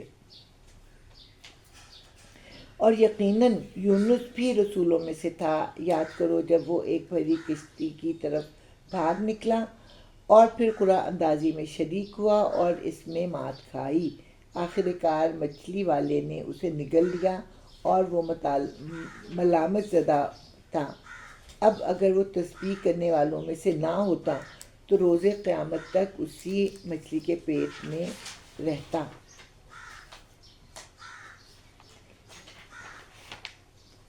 آخر کار ہم نے اسے بڑی سقیم حالت میں ایک چٹیل زمین پر پھینک دیا اور اس پر ایک بیلدار درخت اگا دیا۔ اس کے بعد ہم نے اسے 1,00,000 یا اس سے زیادہ ووٹوں کو بھیجا، وہ ایمان لائے، اور ہم نے ایک وقت خاص تک انہیں باقی رکھا۔ اچھا، اب یہ ہے کہ پہلے اس کی تھوڑی سی تفصیل گزر چکی ہے نا، کہ اللہ تعالیٰ کا حکم آنے سے 3 دن پہلے یہ بستی چھوڑ کر چلے گئے۔ اب چونکہ رسول کی ڈیوٹی میں کمی آئی تھی، اس کا جو تھا فائدہ ان کی قوم کو ہوا کہ اللہ تعالیٰ نے ان کی ہلاکت کو روک دیا، ان کو سزا دی کہ کشتی میں سوار ہوئے، قرعہ ڈالا گیا، ان کو اٹھا کے پانی میں پھینکا گیا۔ اس سے پہلے کہ وہ تیرتے ہوئے کنارے کی طرف آنے کی کوشش کرتے، ایک مچھلی نے ان کو کھا لیا۔ اب جب وہ مچھلی کے پیٹ میں گئے تو ان کو احساس ہوا کہ میں نے کوئی غلط کام کیا ہے، اور غور و فکر سے پھر ان کو پتہ لگ گیا کہ اللہ کی اجازت کے بغیر میں اپنی قوم کو چھوڑ کر آ گیا ہوں، اور پھر انہوں نے وہاں پہ تسبیح کی۔ اب ہمیں کیا کہا جاتا ہے؟ 1,00,000 واری۔ قرآن میں تو 1,00,000 واری نہیں ہے۔ اب انہوں نے پتہ نہیں، شاید کہتے ہیں 40 دن وہ رہے تھے مچھلی کے پیٹ میں، یا 40 گھنٹے رہتے، اللہ بہتر جانتا ہے، اور پتہ نہیں انہوں نے کتنی دفعہ کہا ہوگا لا الہ الا انت سبحانک انی کنت من الظالمین، لیکن وہ اتنی خلوص سے، اتنی عاجزی سے شاید ایک ہی دفعہ کہا ہو کہ اللہ تعالیٰ نے ان کی اس دعا کو قبول کیا اور ان کو اس سے نجات دی۔ اب وہ جو مچھلی تھی تو اللہ تعالیٰ نے اس سے ان کو نکلوانا تھا، تو ہو سکتا ہے اس کے پیٹ میں گرانی ہوئی ہو، تو وہ تیرتی تیرتی جو ہے وہ کنارے پر آئی، اس نے ان کو اگلا، اور پھر جب وہ مچھلی کے پیٹ سے نکلے تو کیا تھا، ساری باڈی جو تھی وہ تیزاب سے گلی ہوئی تھی، اور جب سکن خراب ہو تو کیسے مکھیاں اور چیزیں آتی ہیں نا، گندی چیزیں، تو ان کے تو سارا باڈی گلی ہوئی تھی۔ تو اللہ تعالیٰ نے ان کے اوپر ایک بیلدار درخت اگا دیا جس کے پتے چوڑے چوڑے تھے، اور اس میں سے ایسی اسمیل آتی تھی کہ کوئی پتا نزدیک نہیں آتا تھا، اور اسی بیل میں پھر ایک پھل نکلا جو میٹھا تھا، اور وہ اس کو کھاتے تھے، اور مجھے لگتا ہے خربوزہ تھا شاید، ویسے تو کدو کی شکل، کدو کا ذکر ہے تو میں کہتی ہوں اگر وہ میٹھا تھا تو خربوزہ اور کدو ایک ہی جیسے ہوتے ہیں۔ بہرحال پھر پانی کا ایک چشمہ پھوڑا، ادھر سے پانی پیا، اپنے اوپر بہایا، وہ پھل کھایا، پھر یہ جب ٹھیک ہوئے تو پھر اپنی بستی میں آئے، خیال ہے کہ اپنی بستی میں آئے، اور پھر جب اگلا وقت بستی کی ہلاکت کا لکھا ہوا تھا، اللہ تعالیٰ نے اس بستی کو اس وقت تک کے لیے مہلت دی، اور یہ ان کی پھر رہنمائی کرتے رہے جتنی کہ ان کی زندگی تھی۔ تو پھر یہاں پہ آخر کار ہم نے اسے بڑی سقیم حالت میں ایک چٹیل زمین پر پھینک دیا اور اس پر ایک بیلدار درخت اگایا۔ اچھا، می یقتین، اس بیلدار درخت کا نام اللہ تعالیٰ نے کیا بتایا؟ یقتین، اور کہتے ہیں کہ مکران کے علاقے میں ایک پودا پایا جاتا ہے جس کو اگتین کہتے ہیں. تو اس سے ہم یہ گمان کر سکتے ہیں کہ شاید وہ مکران کے علاقے میں پھینکے گئے ہوں، کیونکہ وہ ادھر ہی تھے نا، مڈل ایسٹ میں تھے. تو ویل کو کتنی دیر لگتی ہے ادھر آتے آتے اور ادھر اگلتے ہوئے. تو ایک اندازہ ہے، میرا نہیں، بزرگوں کا اندازہ ہے. پھر جب وہ ٹھیک ہو گئے تو ورسلناہ الی مئۃ الف او یزیدون، کہ وہ 1,00,000 یا اس سے زائد لوگوں کی بستی کی طرف بھیجا. اب مراد یہ نہیں کہ واقعی ہم گنتی شروع کر دیں کہ وہ 1,00,000 اور 10 زیادہ تھے یا 20 زیادہ تھے، مقصد یہ کہ ایک بڑی بستی کی طرف بھیجا. اب یہ بھی اللہ تعالیٰ نے وضاحت نہیں کی کہ کیا یہ وہی بستی تھی کہ کوئی اور بستی تھی. وہ ایمان لائے اور ہم نے ایک وقت خاص تک انہیں باقی رکھا. اس سے پتہ لگتا ہے کہ شاید یہ وہی بستی تھی جس کو یہ چھوڑ کر آئے تھے. تو اللہ تعالیٰ نے تو اس بستی کو ہلاک کرنا تھا، لیکن انہوں نے چونکہ ڈیوٹی میں کمی کی تھی، اس لیے اللہ تعالیٰ نے اس بستی کو ایک خاص مدت تک برقرار رکھا. پھر ذرا ان لوگوں سے پوچھو کیا ان کے دل کو یہ بات لگتی ہے کہ تمہارے رب کے لیے تو ہوں بیٹیاں اور ان کے لیے ہوں بیٹے. یعنی اس بات کو اللہ تعالیٰ بار بار بیان کرتے ہیں کہ اپنے لیے تو بیٹیاں ان کو اتنی ناپسند ہیں، اور اللہ تعالیٰ کے لیے جو گھڑا بھی تو انہوں نے کیا گھڑا؟ بیٹیاں گھڑیں. کیا واقعی ہم نے ملائکہ کو عورتیں ہی بنایا ہے؟ اور یہ آنکھوں دیکھ کی بات کہہ رہے ہیں. فرشتے تو ہیں، اس میں کوئی شک نہیں، لیکن کیا وہ مؤنث ہیں؟ ان کو کیسے پتا کہ وہ مؤنث ہیں؟ خوب سن رکھو، دراصل یہ لوگ اپنی من گھڑت سے یہ بات کہتے ہیں کہ اللہ اولاد رکھتا ہے، اور فی الواقع یہ جھوٹے ہیں. کیا اللہ نے بیٹوں کی بجائے بیٹیاں اپنے لیے پسند کر لیں؟ تمہیں کیا ہو گیا ہے؟ کیسے حکم لگا رہے ہو؟ کیا تمہیں ہوش نہیں آتا؟ یا پھر تمہارے پاس اپنی ان باتوں کے لیے کوئی صاف سند ہے تو لاؤ اپنی وہ کتاب اگر تم سچے ہو. انہوں نے اللہ اور ملائکہ کے درمیان نسب کا رشتہ بنا رکھا ہے.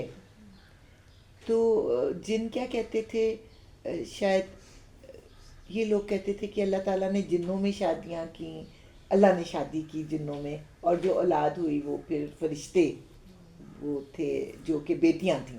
اس طرح کی باتیں انہوں نے کہیں. تو انہوں نے اللہ اور ملائکہ کے درمیان نسب کا رشتہ بنا رکھا ہے، یعنی انہوں نے ملائکہ کو اللہ کی اولاد قرار دے رکھا ہے، حالانکہ ملائکہ خوب جانتے ہیں کہ یہ لوگ مجرم کی حیثیت سے پیش ہونے والے ہیں، اور وہ کہتے ہیں کہ اللہ ان صفات سے پاک ہے جو اس کے خالص بندوں کے سوا دوسرے لوگ اس کی طرف منسوب کرتے ہیں. یعنی خالص بندے تو اللہ تعالیٰ کے اوپر کوئی برا الزام نہیں لگاتے نا، نہ کوئی اللہ کو برا نام دیتے ہیں، لیکن جو لوگ ایمان نہیں لاتے وہی اللہ تعالیٰ کے بارے میں اس طرح کی باتیں کرتے ہیں. جیسا کہ میں نے آپ کو ایک حدیث سنائی تھی نا کہ ابن آدم مجھے گالی دیتا ہے اور اسے ایسے نہیں کرنا چاہیے تھا، اور ابن آدم نے مجھے کیا کہا اور اسے ایسا نہیں کرنا چاہیے تھا. تو اس میں یہ ہے کہ اللہ تعالیٰ جو ہے مرنے کے بعد زندہ نہیں کرے گا، یہ میرے اوپر ایک الزام ہے، اور اسے ایسا نہیں کرنا چاہیے تھا. اور ابن آدم مجھے گالی دیتا ہے، اس کی گالی یہ ہے کہ میرے لیے اولاد ہے. تو یہ اللہ تعالیٰ ان دونوں باتوں کو اپنے لیے اتنا برا سمجھتے ہیں.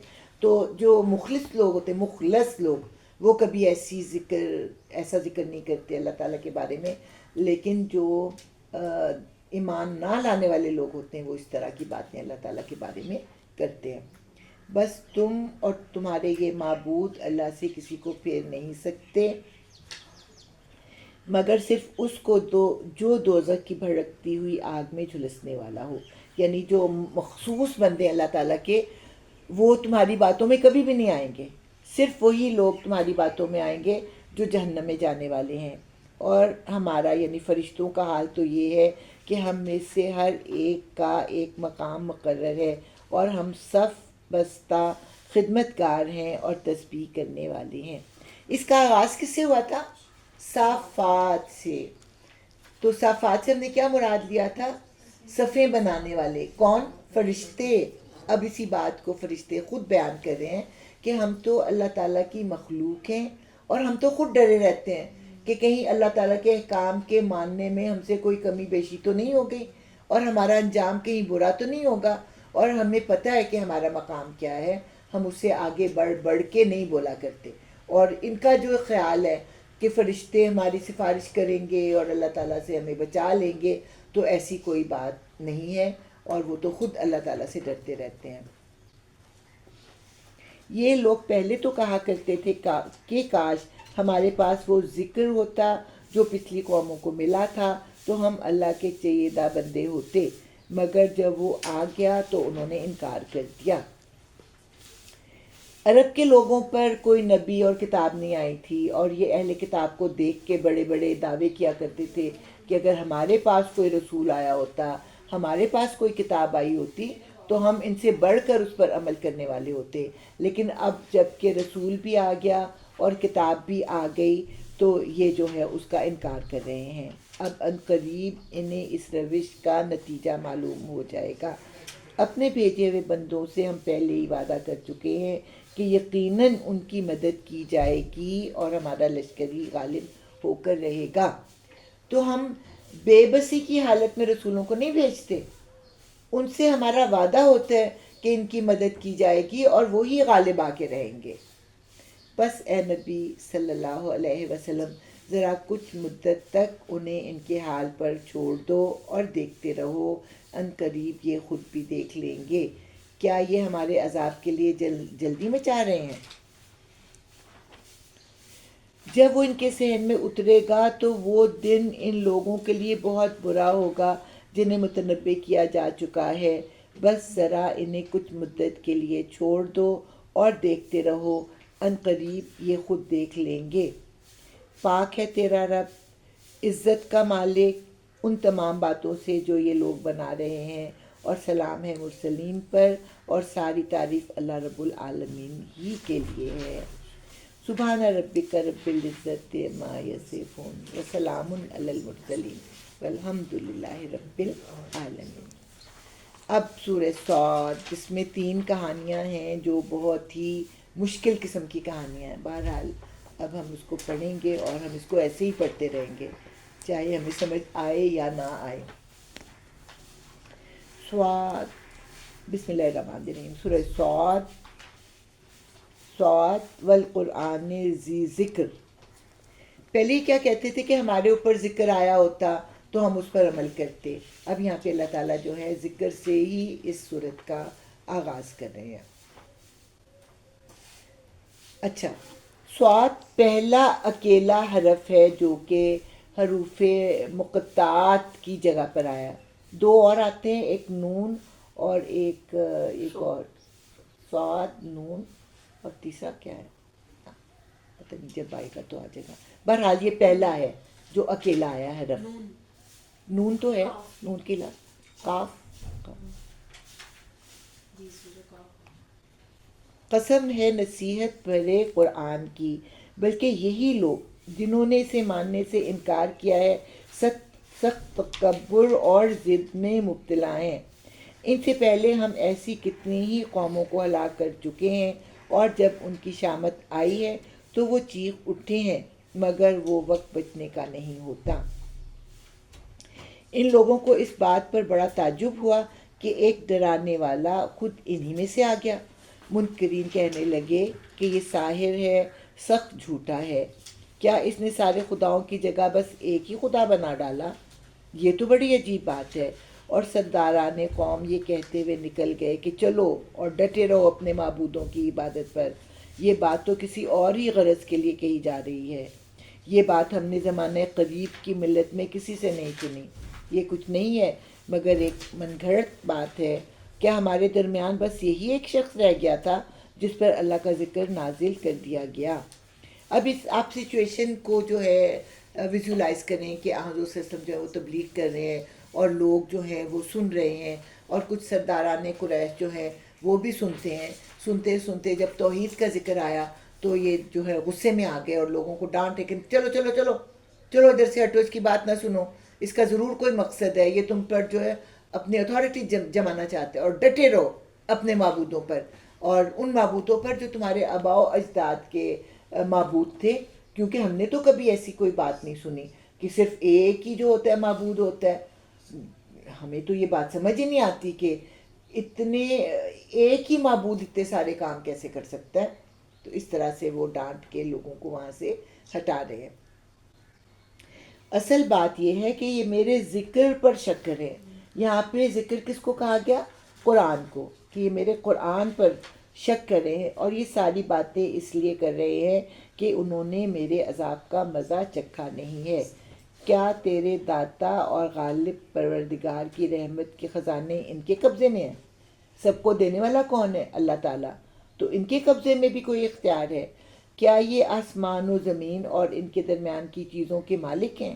اچھا تو یہ عالم اسباب کی بلندیوں پر چڑھ کر دیکھیں کہ کون مالک ہے. یہ تو جتھوں میں سے ایک چھوٹا سا جتھا ہے جو اسی جگہ شکست کھانے والا ہے. ان سے پہلے نوح کی قوم اور عاد اور میخوں والے فرعون اور سمود اور قوم لوط اور ایکا والے جھٹلا چکے ہیں. جتھے وہ تھے کہ تم لوگ کیا ہو، تمہاری کیا کلچر ہے، تمہاری کیا سویلائزیشن ہے، تمہارے پاس تو کچھ بھی نہیں ہے. وہ تو بڑی بڑی سویلائزیشنز تھیں. اور جب ان کے پاس ان کے رسول آئے، ان میں سے ہر ایک نے رسولوں کو جھٹلایا اور میری عقوبت کا فیصلہ ان پر چسپاں ہو کر رہا. تو جو رب ان سب بڑی بڑی قوموں کو ہلاک کر سکتا ہے تو تمہاری کیا حیثیت ہے؟ یہ لوگ بھی بس ایک دھماکے کے منتظر ہیں جس کے بعد کوئی دوسرا دھماکہ نہ ہوگا. یعنی ایک ہی دھماکہ اتنا مسلسل ہوگا کہ وہی دھماکہ ان کو ہلاک کرنے کے لیے کافی ہوگا. اور یہ کہتے ہیں کہ اے ہمارے رب، یوم الحساب سے پہلے ہی ہمارا حصہ ہمیں جلدی سے دے دے. مذاق اڑاتے تھے نا جب حضور کہتے تھے کہ ہر ایک کو اپنے اعمال کا بدلہ ملے گا، تو ہنسی اڑاتے کہ اچھا پتہ نہیں کب مریں گے، کب حساب کتاب ہوگا، ہمیں تو ہمارا حصہ یہاں پہ ہی دے دو. تو یہ آپ کا مذاق اڑایا کرتے تھے. اے نبی، صبر کرو ان باتوں پر جو یہ لوگ بناتے ہیں، اور ان کے سامنے ہمارے بندے داؤد کا قصہ بیان کرو جو بڑی قوتوں کا مالک تھا، ہر معاملے میں اللہ کی طرف رجوع کرنے والا تھا. ہم نے پہاڑوں کو اس کے ساتھ مسخر کر رکھا تھا کہ صبح و شام وہ اس کے ساتھ تسبیح کرتے تھے. پرندے سمٹ آتے اور سب کے سب اس کی تسبیح کی طرف متوجہ ہو جاتے تھے. ہم نے اس کی سلطنت مضبوط کر دی تھی، اس کو حکمت عطا کی تھی اور فیصلہ کن بات کہنے کی صلاحیت بخشی تھی. پھر تمہیں کچھ خبر پہنچی ہے ان مقدمے والوں کی جو دیوار چڑھ کر اس کے بالا خانے میں گھس آئے تھے. جب وہ داؤد کے پاس پہنچے تو وہ انہیں دیکھ کر گھبرا گیا. اب یہاں پہ اللہ تعالیٰ جو ہے نا کمپیئر کر رہے ہیں، کیونکہ حضرت داؤد کو تو اللہ تعالیٰ نے ایسی صلاحیتیں دی تھیں جن کا یہ لوگ تصور بھی نہیں کر سکتے. ان کے پاس نہ کوئی دولت تھی، نہ کوئی باغات تھے، نہ کوئی وہ تھی. اس وقت تک تو تیل بھی نہیں نکلا ہوا تھا نا، اور نہ ان کے پاس کوئی ہریاول تھی، نہ کوئی خزانے تھے. تو دوسری طرف اللہ تعالیٰ نے کتنی باتیں جو ہیں بیان کی حضرت داؤد کے متعلق کہ ان کو ما فوق الفطرت اللہ تعالیٰ نے صلاحیتیں عطا کی تھیں. اور پھر ان کا رویہ کتنا، ان کا کرٹیس رویہ تھا یا عاجزی کا رویہ. یہ کچھ نہ ہوتے ہوئے بھی اتنے اکڑے میں، اور دوسری طرف جس شخص کو اتنا کچھ میں نے دیا اس کی کہانی میں تمہیں سناتا ہوں. اللہ تعالیٰ جو ہے ان کی کہانی سنا رہے ہیں کہ اب حضرت داؤد کا ایک تو لہن داؤدی مشہور ہے، ایک ان کی نماز بھی مشہور ہے، اور پھر ایک ان کا روزہ بھی مشہور ہے. وہ ایک دن روزہ رکھتے اور ایک دن روزہ نہیں رکھتے تھے. وہ رات کے ایک پہر میں عبادت کرتے، پھر سوتے، پھر اٹھتے، پھر عبادت کرتے، پھر سوتے تھے. ان کا ایک طریقہ یہ تھا. اور پھر لہن داؤدی کہ ان کو اللہ تعالیٰ نے اتنی خوبصورت آواز دی تھی کہ جب وہ تسبیح کرتے تو پہاڑ اور پرندے بھی سمٹ آتے اور ان کے ساتھ اس کی تسبیح میں شریک ہوتے. اس کی کیا کیفیت ہے ہمیں نہیں پتہ. اس کے بعد اللہ تعالیٰ کہتے ہیں کہ لوہے کو ان کے لیے نرم کر دیا گیا تھا اور ان کو زرہیں بنانے کا جو ہے وہ ہنر سکھایا گیا تھا کہ زرہیں اس طرح کڑیوں کے ساتھ جو ہے وہ بناتے تھے. اور اس کے علاوہ جو اللہ تعالیٰ نے چاہا ان کو دیا.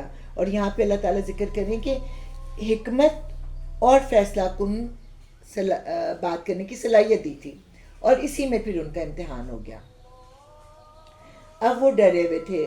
کہتے کہ ایک دن وہ اپنے گھر والوں کے ساتھ گزارتے، ایک دن وہ دربار کیا کرتے تھے اور ایک دن جو ہے وہ عبادت میں گزارا کرتے تھے. اس طرح سے انہوں نے تقسیم کی ہوئی تھی، یعنی دنوں کی بھی تقسیم کی ہوئی تھی، اوقات کی بھی تقسیم کی ہوئی تھی، اور ہر چیز کی انہوں نے جو ہے وہ تقسیم کی ہوئی تھی.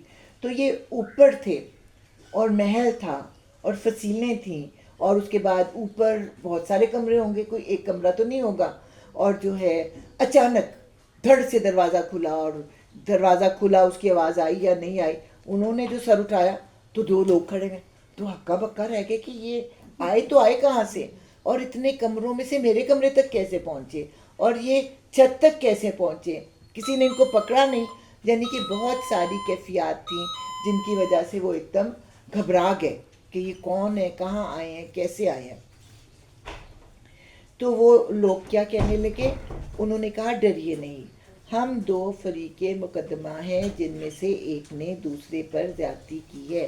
آپ ہمارے درمیان ٹھیک ٹھیک حق کے ساتھ فیصلہ کر دیجئے، بے انصافی نہ کیجئے اور ہمیں راہ راست بتائیے، یعنی ہمارے مقدمے کو لٹکائیے نہیں. یہ میرا بھائی ہے، اس کے پاس 99 دمبیاں ہیں اور میرے پاس صرف ایک ہی دمبی ہے. اس نے مجھ سے کہا کہ یہ ایک دمبی بھی میرے حوالے کر دے، اور اس نے گفتگو میں مجھے دبا لیا، یعنی کہ وہ میرے اوپر حاوی ہو گیا، میرے اوپر روب ڈال رہا ہے. داؤد نے جواب دیا، اس شخص نے اپنی دمبیوں کے ساتھ تیری دمبی ملا لینے کا مطالبہ کر کے یقیناً تجھ پر ظلم کیا، اور واقعہ یہ ہے کہ مل جل کر ساتھ رہنے والے لوگ اکثر ایک دوسرے پر زیادتیاں کرتے رہتے ہیں.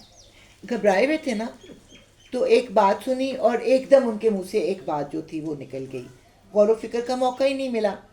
اور کہانی سن کے فوری طور پہ ایک بات تو ان کے منہ سے نکل گئی، لیکن اس کے بعد ذرا حواس درست ہوئے تو وہ کیا کہتے ہیں. یہ بات کہتے کہتے داؤد سمجھ گیا یہ تو ہم نے دراصل اس کی آزمائش کی ہے. چنانچہ اس نے اپنے رب سے معافی مانگی اور سجدے میں گر گیا اور رجوع کر لیا. تو سجدہ پہلے کر لیں.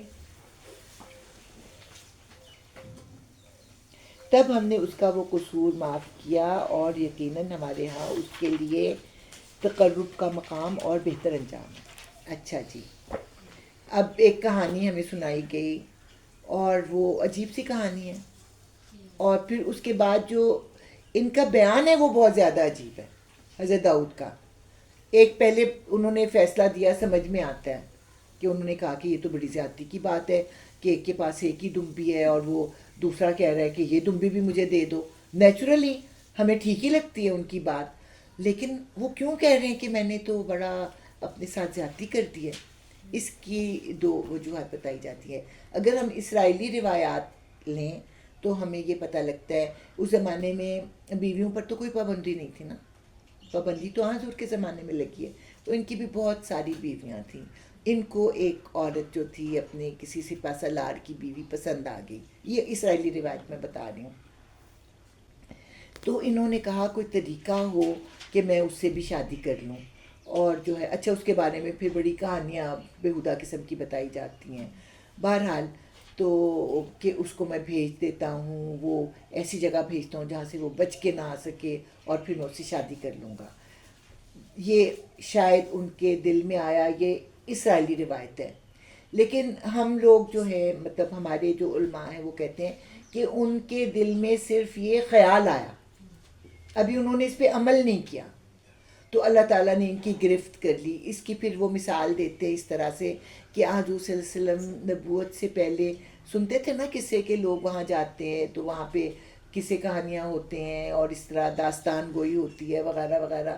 تو اپنی زندگی میں 2 دفعہ انہوں نے ارادہ کیا کہ وہ بھی اس محفل میں شریک ہوں، لیکن ایسا ہوا کہ وہاں پہنچنے سے پہلے ہی سستانے کے لیے بیٹھے اور نیند آ گئی اور صبح کے وقت آنکھ کھلی. 2 دفعہ ان کے ساتھ ایسا ہوا کہ اللہ تعالیٰ نے ان کو وہاں جانے سے روک دیا.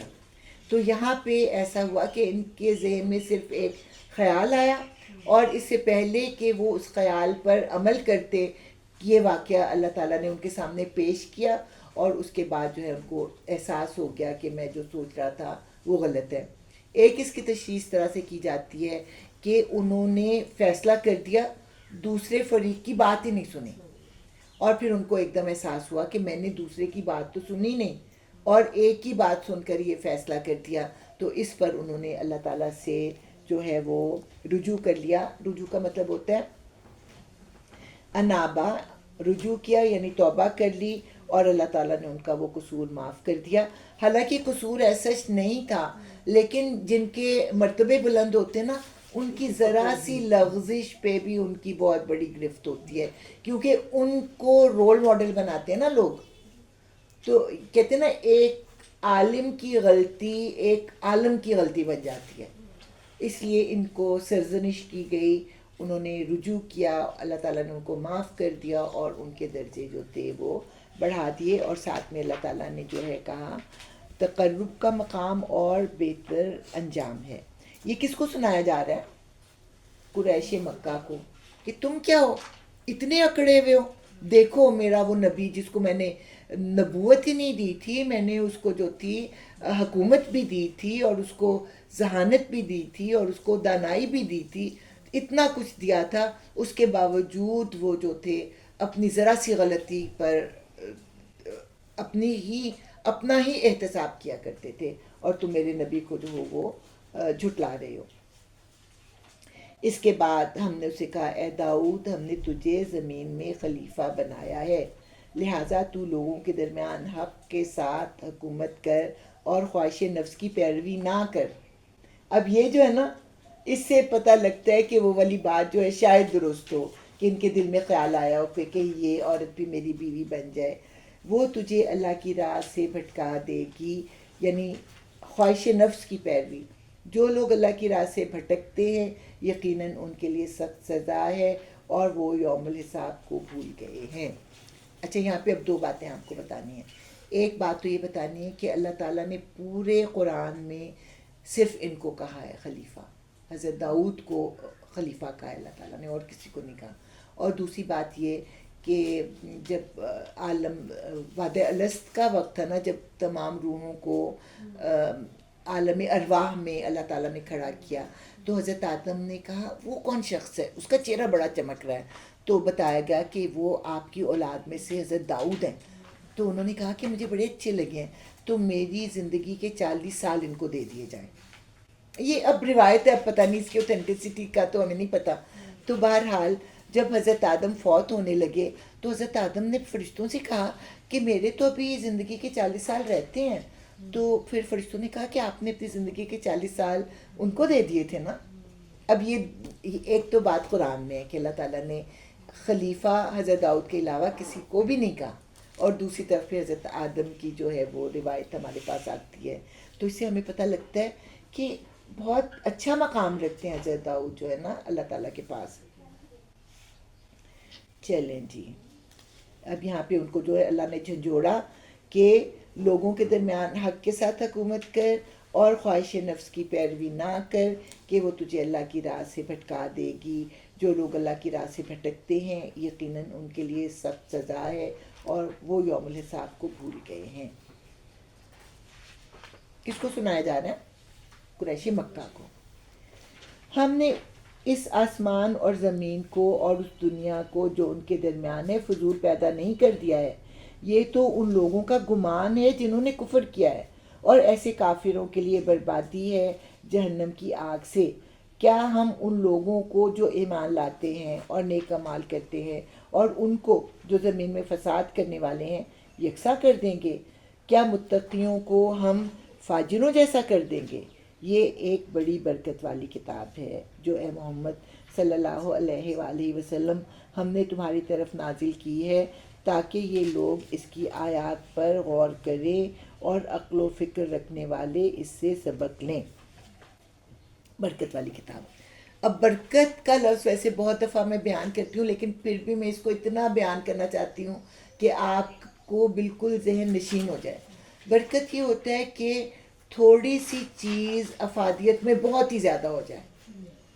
ٹھیک ہے، جیسا کہ میں نے خود پرسنلی سنا تھا ایک دفعہ، جب یہ ہمارے کر رہے تھے نا وہ ایٹمی دھماکہ جب ہو رہا تھا، تو ڈاکٹر کیا نام ہے ان کا؟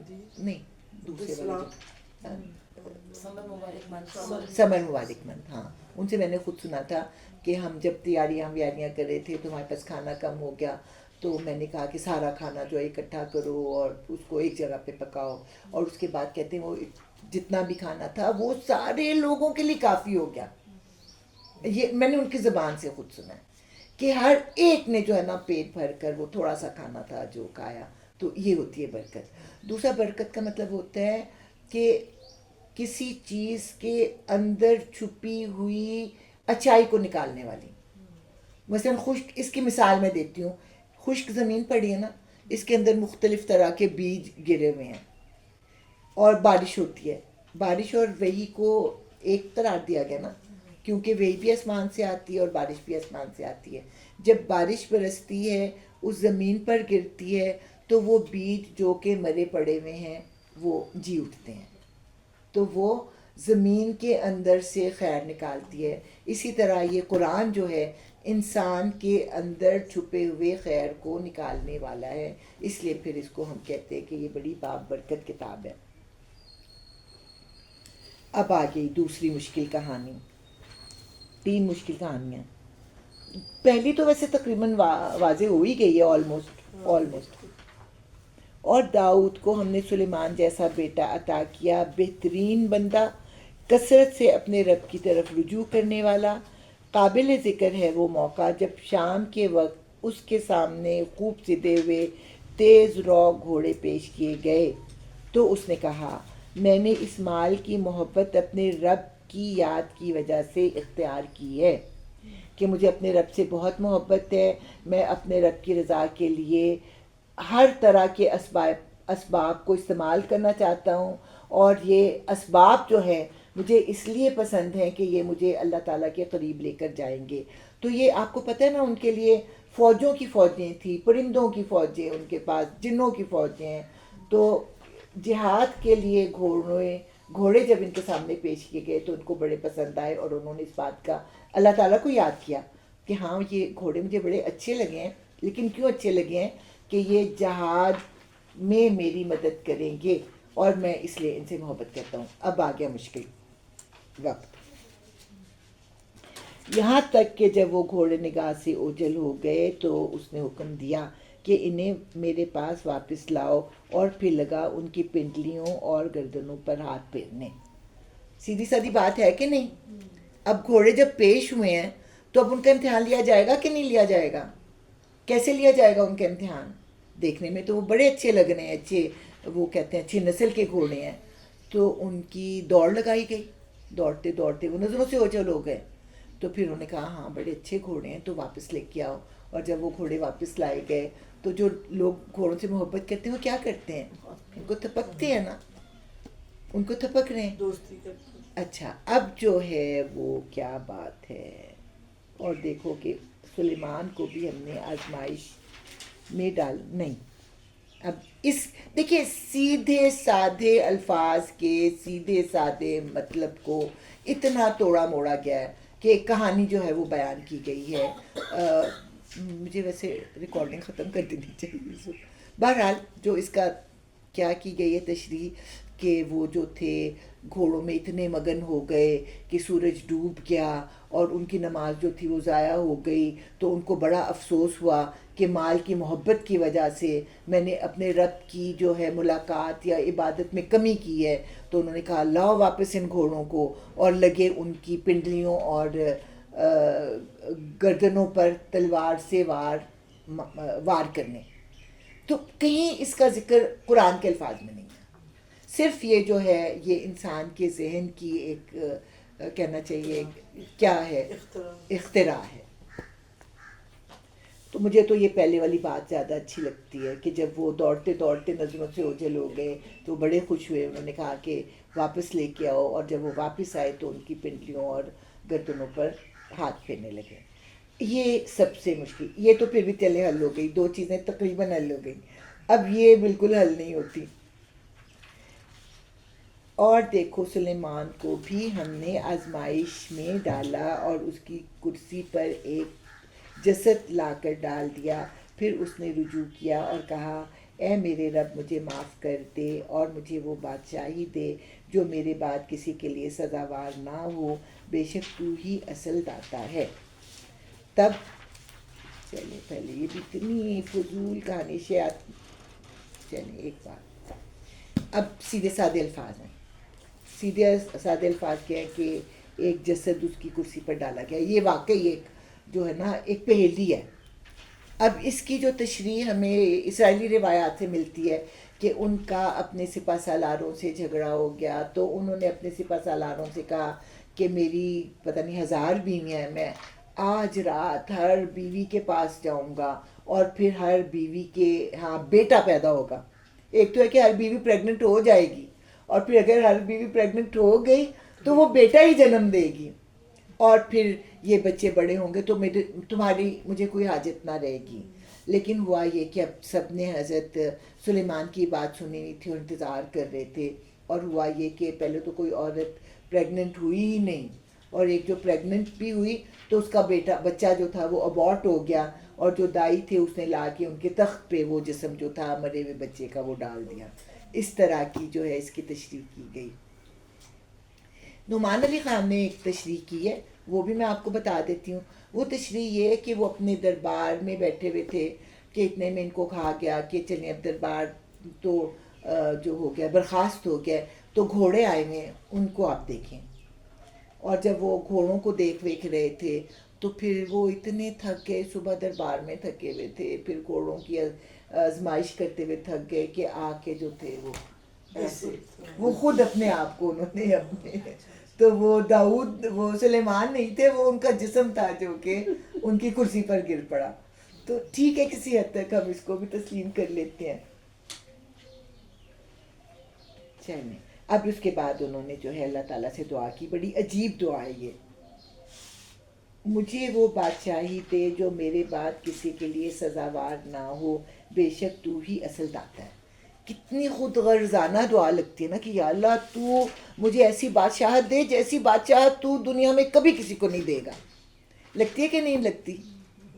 اس کے پیچھے بھی ایک بیک گراؤنڈ ہے کہ یا اللہ مجھے پتہ ہے کہ میں ہر وقت تیرے آگے جھکا ہوا ہوں، تو ایسا نہ ہو کہ اس طرح کی بادشاہت کسی ایسے بندے کو مل جائے جو تیرا باغی ہو، تو وہ دنیا میں کتنا زیادہ فساد کرے گا. اس لیے اے اللہ تو ایسی بادشاہت میرے بعد کسی کو بھی نہ دینا.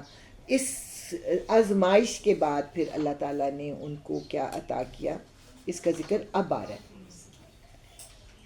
ہم نے اچھا اب یہاں پہ اللہ تعالیٰ نے ویسے کہا ہے کہ اس نے رجوع کیا اور اللہ تعالیٰ سے دعا کی، تب ہم نے اس کے لیے ہوا کو مسخر کر دیا.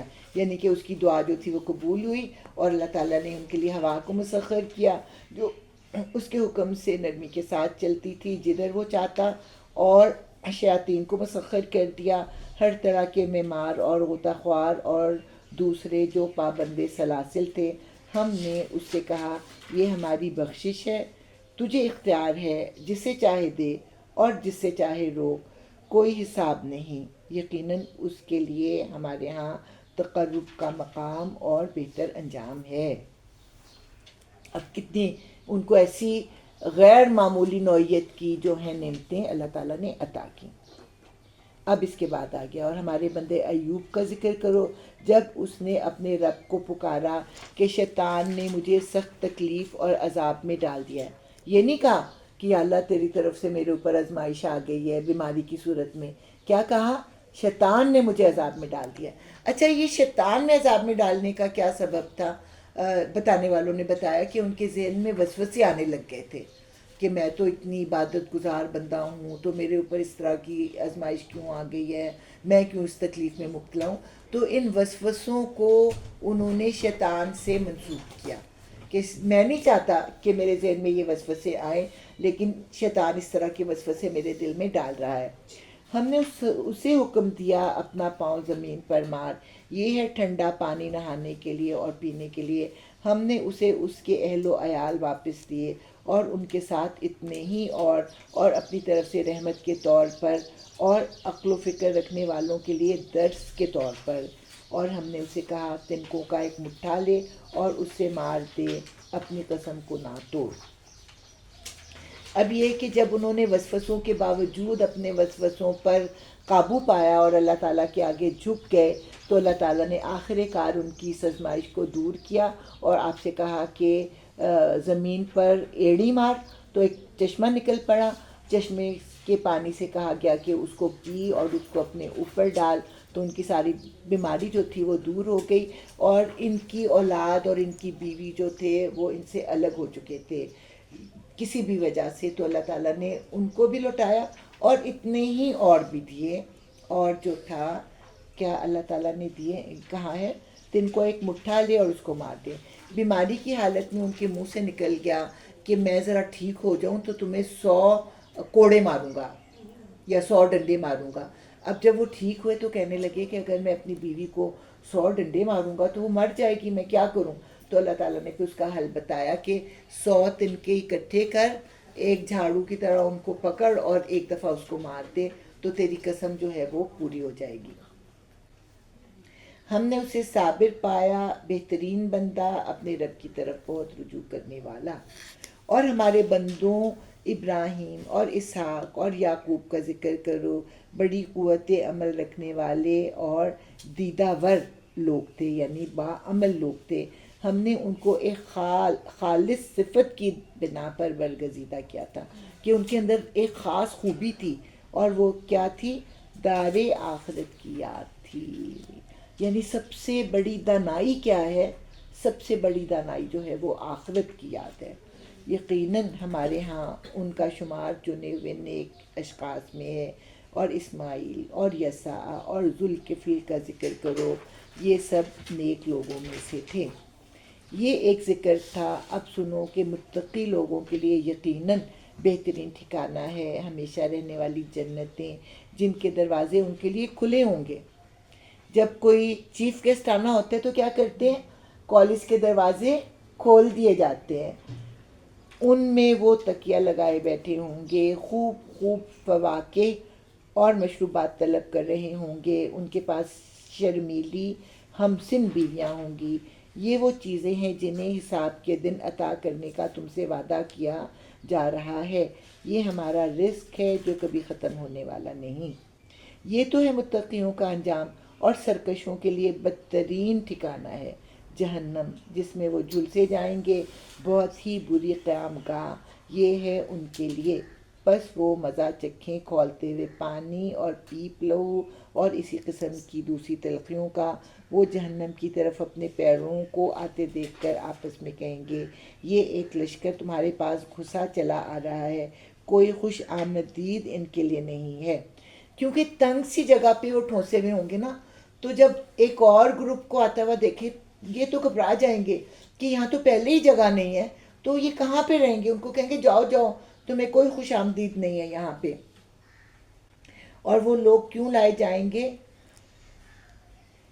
یہ آگ میں جھلسنے والے ہیں۔ وہ ان کو جواب دیں گے، نہیں بلکہ تم ہی جھلسے جا رہے ہو، کوئی خیر مقدم تمہارے لیے نہیں، تم ہی تو یہ انجام ہمارے آگے لائے ہو۔ یعنی بعد میں آنے والے پہلے والوں سے کیا کہیں گے؟ تمہارے نقش قدم پر چل کر ہم یہاں پہ پہنچے ہیں، تم ہمیں یہاں پہ لانے کا سبب بنے ہو۔ کیسی بری ہے یہ جائے قرار۔ پھر وہ کہیں گے، اے ہمارے رب، جس نے ہمیں اس انجام کو پہنچانے کا بندوبست کیا، اس کو دوزخ کا دوہرا عذاب دے، کہ اپنی گمراہی کا بھی اور ہمیں گمراہ کرنے کا بھی۔ اور وہ آپس میں کہیں گے، کیا بات ہے، ہم ان لوگوں کو کہیں نہیں دیکھتے جنہیں ہم دنیا میں برا سمجھتے تھے۔ یعنی ابو جہل کہے گا، وہ نظر نہیں آ رہا، بلال نہیں نظر آ رہا، عمار نہیں نظر آ رہا، ہم نے یوں ہی ان کا مذاق بنا لیا تھا، یا وہ کہیں نظروں سے اوجھل ہے، کہ یا تو ایسا ہے کہ وہ اتنی بھیڑ میں کہیں چھپے ہوئے ہیں تو ہمیں نظر نہیں آ رہے، یا واقعی وہ یہاں پہ نہیں ہے اور واقعی ہم غلط تھے اور وہ درست تھے۔ بے شک یہ بات سچی ہے کہ وہ یہاں پہ پہنچنے کے حقدار نہیں تھے، تم یہاں پہ پہنچنے کے حقدار ہو۔ اہل دوزخ میں یہی کچھ جھگڑے ہونے والے ہیں۔ اے نبی صلی اللہ علیہ وسلم، ان سے کہو میں تو بس خبردار کر دینے والا ہوں، کوئی حقیقی معبود نہیں مگر اللہ، جو یکتا ہے، سب پر غالب، آسمانوں اور زمین کا مالک اور ان ساری چیزوں کا مالک جو ان کے درمیان ہے، زبردست اور درگزر کرنے والا۔ ان سے کہو یہ ایک بڑی خبر ہے جس کو سن کر تم منہ پھیرتے ہو، کہ یہ ایک بہت بڑی بات ہے جس سے تم اپنی جان چراتے ہو۔ ان سے کہو مجھے اس وقت کی کوئی خبر نہ تھی جب ملائے اعلیٰ میں جگہ ہو رہا تھا، مجھ کو تو بس وحی کے ذریعے سے یہ باتیں صرف اس لیے بتائی جاتی ہیں کہ میں کھلا کھلا خبردار کرنے والا ہوں، یعنی مجھے نہ اللہ کے فیصلوں کا علم ہے، نہ ان فیصلے کو کیسے نافذ کرنا ہے جس کے بارے میں ملائے اعلیٰ آپس میں بحث کر رہے ہیں۔ مجھے تو جو وحی آتی ہے وہ اس لیے آتی ہے کہ میں اس وحی کو تم تک پہنچا دوں۔ جب تیرے رب نے فرشتوں سے کہا میں مٹی سے ایک بشر بنانے والا ہوں، پھر جب میں اسے پوری طرح بنا دوں اور اس میں اپنی روح پھونک دوں۔ اب یہ 7ویں اور آخری دفعہ جو ہے آدم کا قصہ آ رہا ہے اس جگہ پہ، اپنی روح میں سے پھونک دوں تو تم اس کے آگے سجدے میں گر جاؤ۔ اس حکم کے مطابق فرشتے سب کے سب سجدے میں گر گئے، مگر ابلیس نے اپنی بڑائی کا گھمنڈ کیا اور وہ کافروں میں سے ہو گیا۔ رب نے فرمایا اے ابلیس، تجھے کیا چیز اس کو سجدہ کرنے سے مانے ہوئی جسے میں نے اپنے دونوں ہاتھوں سے بنایا ہے؟ اب یہ دونوں ہاتھوں سے بنانا جو ہے نا، اس پر بھی غور کرنا ہے۔ اللہ تعالیٰ جو ہے دو اس کی سلطنتیں تو پتہ نہیں کتنی ہیں۔ اللہ تعالیٰ خالق بھی ہے اور لہ الخلق والامر، خلق یعنی مخلوق بھی اس کی ہے، اور امر ہم کہتے ہیں کہ حکم بھی اس کا چلتا ہے۔ ایک معنی ہم یہ کہتے ہیں، اور ایک معنی ہم یہ کہتے ہیں کہ وہ عالم خلق کا رب بھی ہے اور عالم امر کا رب بھی ہے۔ عالم امر کون سا ہوتا ہے؟ جس میں کہ وقت نہیں ہوتا، جس میں اللہ تعالیٰ کہتے ہیں کن اور چیزیں ہو جایا کرتی ہیں، اور عالم خلق میں چیزیں ہونے کے لیے ٹائم لگتا ہے، ایک بیج کو درخت بننے کے لیے ٹائم لگتا ہے۔ تو اللہ تعالیٰ جو ہے وہ رب ہے عالم خلق کا بھی اور عالم امر کا بھی۔ تو اللہ تعالیٰ کہتے ہیں کہ میں نے اپنے دونوں ہاتھوں سے اس کو بنایا ہے، یعنی آدم کے اندر خلق کی صفات بھی ہیں اور امر کی صفات بھی ہیں۔ خلق کی صفات کہاں سے آئیں؟ جو اللہ تعالیٰ نے مٹی سے اس کو بنایا تھا، اور امر کی صفات کہاں سے آئیں؟ وہ جو اللہ تعالیٰ نے اپنی روح میں سے اس میں پھونکا تھا۔ تو یہاں پہ اللہ تعالیٰ کہہ رہے ہیں کہ یہ ایک ایسی مخلوق ہے جس میں میری دونوں صفات ہیں، میری خلق کی صفت بھی ہے اور میرے امر کی صفت بھی ہے، اور اے شیطان تو نے اس کو سجدہ کیوں نہیں کیا؟ اب اس کو تو بات کی سمجھ ہی نہیں آئی، تو اس نے کیا کہا؟ اب یہ اللہ تعالیٰ فی الحال پوچھیں تو بڑا بن رہا ہے یا تو ہے ہی کچھ اونچے درجے کی ہستیوں میں سے؟ اس نے جواب دیا میں اس سے بہتر ہوں، آپ نے مجھ کو آگ سے پیدا کیا ہے اور اس کو مٹی سے۔ اس کو یہ بھول ہی گیا کہ اللہ تعالیٰ نے میرے اندر اپنی روح میں سے نہیں پھونکا، لیکن آدم میں اپنی روح میں سے پھونکا ہے۔ اس پر اللہ تعالیٰ نے فرمایا اچھا تو نکل یہاں سے، تو مردود ہے اور تیرے اوپر یوم الجزا تک میری لعنت ہے۔ وہ بولا اے میرے رب یہ بات ہے تو پھر مجھے اس وقت تک کے لیے مہلت دے دے جب یہ لوگ دوبارہ اٹھائے جائیں گے۔ فرمایا اچھا تجھے اس روز تک کی مہلت ہے جس کا وقت مجھے معلوم ہے، طے شدہ ہے۔ اس نے کہا تیری عزت کی قسم میں ان سب لوگوں کو بہکا کر رہوں گا بجز تیرے ان بندوں کو جنہیں تو نے خالص کر لیا ہے، مخصوص کر لیا ہے۔ فرمایا تو یہ حق ہے اور میں حق ہی کہا کرتا ہوں کہ میں جہنم کو تجھ سے اور ان سب لوگوں سے بھر دوں گا جو ان انسانوں میں سے تیری پیروی کریں گے، جو تکبر کی رائے اختیار کریں گے، ضد اور ہٹ درمی کے ساتھ پیش آئیں گے۔ اے نبی صلی اللہ علیہ وسلم ان سے کہہ دو میں اس تبلیغ پر تم سے کوئی اجر نہیں مانگتا اور نہ میں بناوٹی لوگوں میں سے ہوں کہ میں تکلفاً باتیں کیا کروں۔ یہ تو ایک نصیحت ہے تمام جہان والوں کے لیے، اور تھوڑی ہی مدت گزرے گی کہ تمہیں اس کا حال خود معلوم ہو جائے گا۔ چلیں جی، سورہ زمر۔ زمر کا مطلب ہوتا ہے گروہ در گروہ۔ اس صورت کے آخر میں جو ہے ذکر آئے گا کہ متقیوں کو بھی گروہ در گروہ لے جایا جائے گا اور جو کافر ہیں ان کو بھی گروہ در گروہ لے جایا جائے گا۔ تو اس سے پھر اس کا نام جو ہے سورہ زمر بھی رکھا گیا ہے۔ اب میں تھوڑا سا انٹروڈکشن اس کا بتاتی ہوں.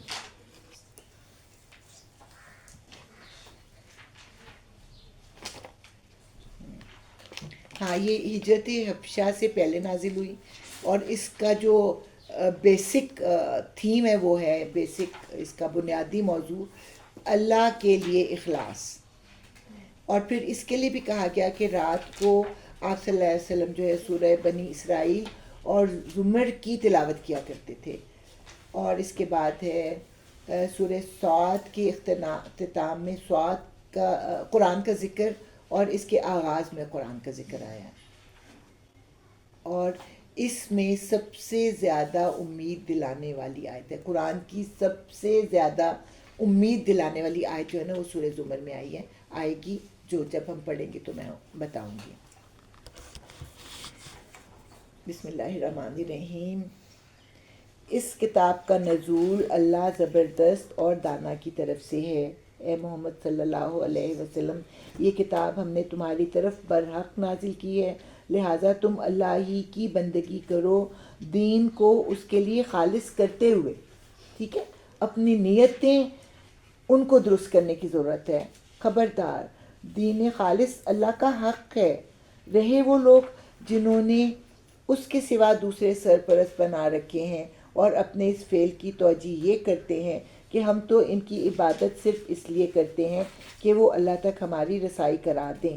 اللہ یقیناً ان کے درمیان ان تمام باتوں کا فیصلہ کر دے گا جن میں وہ اختلاف کر رہے ہیں. اللہ کسی ایسے شخص کو ہدایت نہیں دیتا جو جھوٹا اور منکر حق ہو. اگر اللہ کسی کو بیٹا بنانا چاہتا تو اپنی مخلوق میں سے جس کو چاہتا برگزیدہ کر لیتا. پاک ہے وہ اس سے کہ کوئی اس کا بیٹا ہو. وہ اللہ ہے اکیلا اور سب پر غالب. اس نے آسمانوں اور زمین کو برحق یعنی با مقصد پیدا کیا ہے. وہی رات پر دن اور دن پر رات کو لپیٹتا ہے. اسی نے سورج اور چاند کو اس طرح مسخر کر رکھا ہے کہ ہر ایک وقت مقرر تک چلے جا رہا ہے. جان رکھو وہ زبردست ہے اور درگزر کرنے والا ہے. اسی نے تم کو ایک جان سے پیدا کیا، پھر وہی ہے جس نے اس جان سے اس کا جوڑا بنایا، اور اسی نے تمہارے لیے مویشیوں میں سے 8 نر و مادہ پیدا کیے. کتنی دفعہ ذکر آتا ہے نا 8 نر و مادہ کا. وہ تمہاری ماؤں کے پیٹوں میں 3 تاریک پردوں کے اندر تمہیں ایک کے بعد ایک شکل دیتا چلا جاتا ہے. 3 پردے کون سے ہو گئے؟ ایک تو یہ والی باہر کی سکن، اس کے بعد پھر جو وومب ہے وہ، اور اس کے بعد وہ کیا کہتے ہیں وہ جو کیا کہتے ہیں اس کو سیک جو ہوتی ہیں 3 پردوں کے اندر. اور پھر کتنی شکلیں بتائیں نا کہ پہلے وہ ایک نطفہ تھا، پھر وہ ایک معلقہ ہوا، پھر وہ ایک گوشت کی بوٹی بنا، پھر کتنی سٹیجز اللہ تعالیٰ نے بتائیں، اور وہ ایک کے بعد ایک شکل دیے چلا جاتا ہے. یہی اللہ جس کے یہ کام ہے تمہارا رب ہے. بادشاہی اسی کی ہے، کوئی معبود اس کے سوا نہیں. پھر تم کدھر سے پھرائے جاتے ہو؟ اگر تم کفر کرو تو اللہ تم سے بے نیاز ہے. اللہ کو کیا فرق پڑتا ہے تم اگر اس کا اقرار نہیں کرتے، اس پہ ایمان نہیں لاتے. لیکن وہ اپنے بندوں کے لیے کفر کو پسند نہیں کرتا، اور اگر تم شکر کرو تو اسے وہ تمہارے لیے پسند کرتا ہے. شکر کا کتنا بڑا مقام ہے نا قرآن میں. تو وہ شکر کا رویہ جو ہے تمہارے لیے پسند کرتا ہے. کوئی بوجھ اٹھانے والا کسی دوسرے کا بوجھ نہ اٹھائے گا. آخر کار تم سب کو اپنے رب کی طرف پلٹنا ہے، پھر وہ تمہیں بتا دے گا کہ تم کیا کرتے رہے ہو. وہ تو دلوں کا حال تک جانتا ہے. انسان پر جب کوئی آفت آتی ہے تو اپنے رب کی طرف رجوع کر کے اسے پکارتا ہے. پھر جب اس کا رب اسے اپنی نعمت سے نواز دیتا ہے تو وہ اس مصیبت کو بھول جاتا ہے جس پر وہ پہلے پکار رہا تھا، اور دوسروں کو اللہ کا ہمسر ٹھہراتا ہے تاکہ اس کی راہ سے گمراہ کر دے. اے نبی صلی اللہ علیہ وسلم، اس سے کہو کہ تھوڑے دن اپنے کفر سے لطف اٹھا لے، یقیناً تو دوزخ میں جانے والا ہے. کیا اس شخص کی روش بہتر ہے یا اس شخص کی جو مطیع فرمان ہے، رات کی گھڑیوں میں کھڑا رہتا ہے اور سجدے کرتا ہے، آخرت سے ڈرتا ہے اور اپنے رب کی رحمت سے امید لگاتا ہے۔ ان سے پوچھو کیا جاننے والے اور نہ جاننے والے دونوں کبھی یکساں ہو سکتے ہیں؟ نصیحت تو عقل رکھنے والے ہی قبول کرتے ہیں۔ اے نبی صلی اللہ علیہ وسلم کہو کہ اے میرے بندو جو ایمان لائے ہو، اپنے رب سے ڈرو۔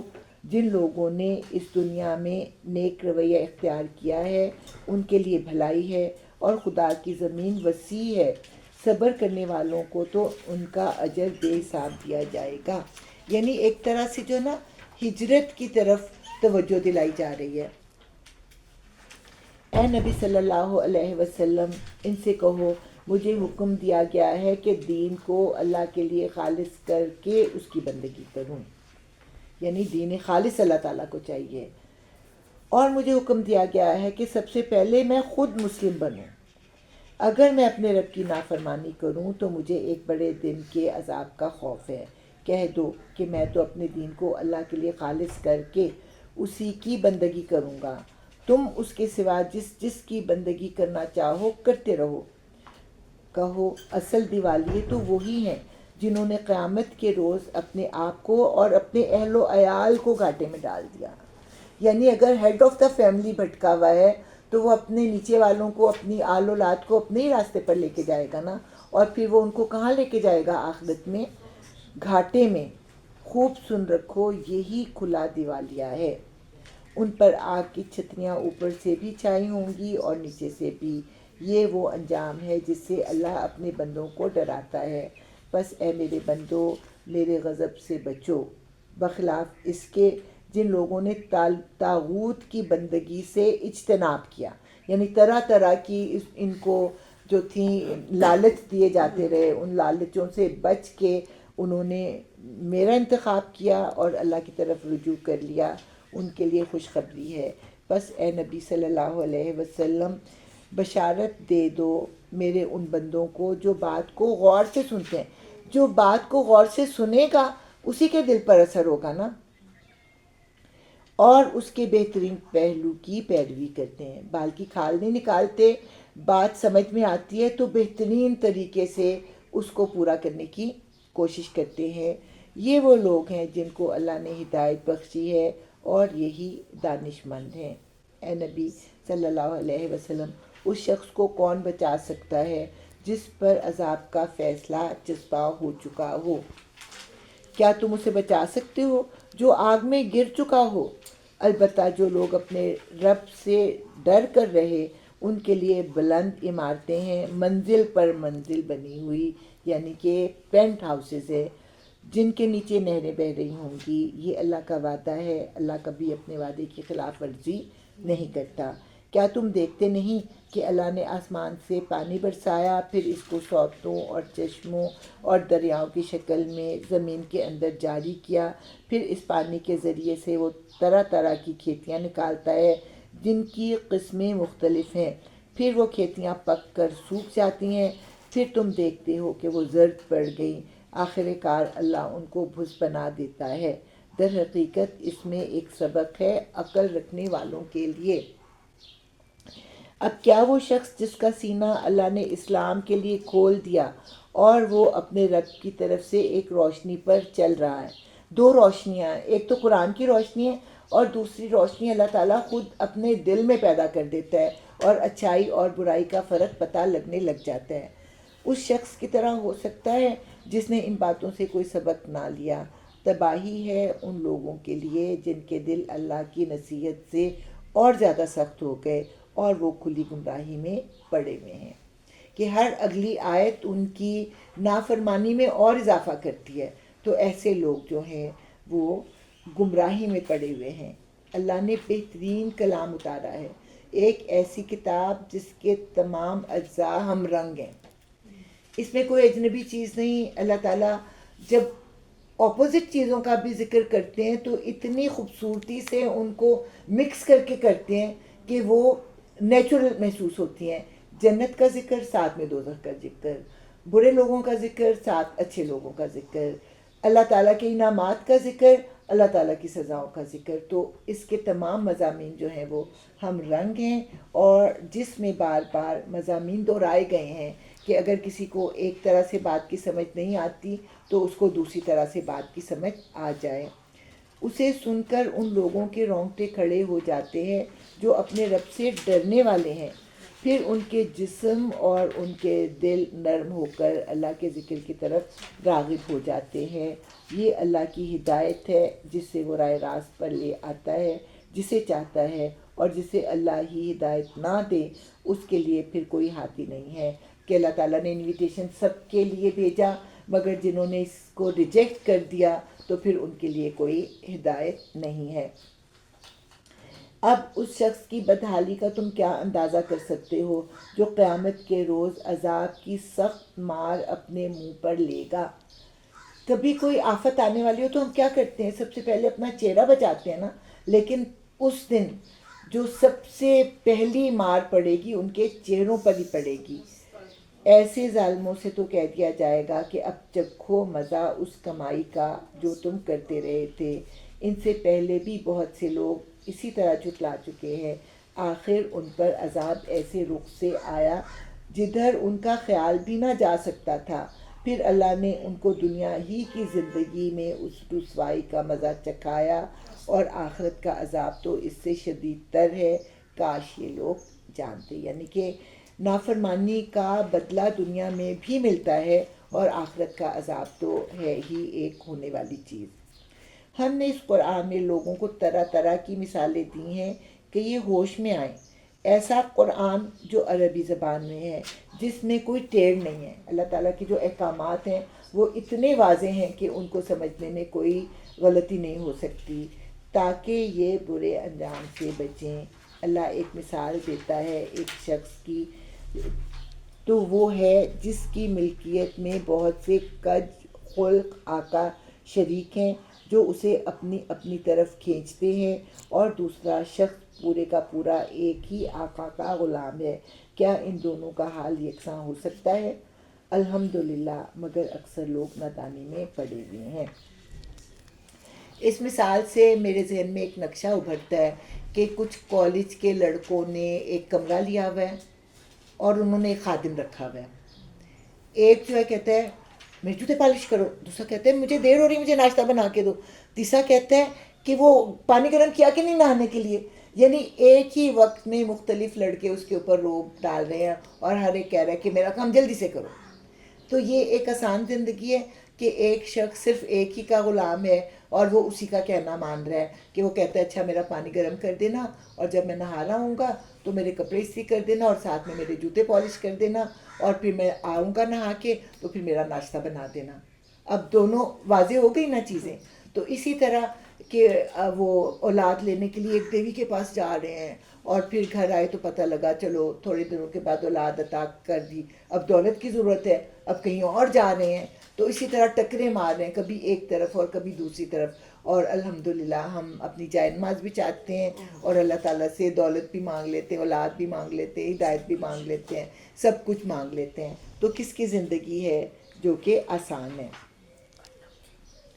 مگر اکثر لوگ نادانی میں پڑے ہوئے ہیں۔ اے نبی صلی اللہ علیہ وسلم، تمہیں بھی مرنا ہے اور ان لوگوں کو بھی مرنا ہے۔ آخر کار قیامت کے روز تم سب اپنے رب کے حضور اپنا اپنا مقدمہ پیش کرو گے، پھر اس شخص بس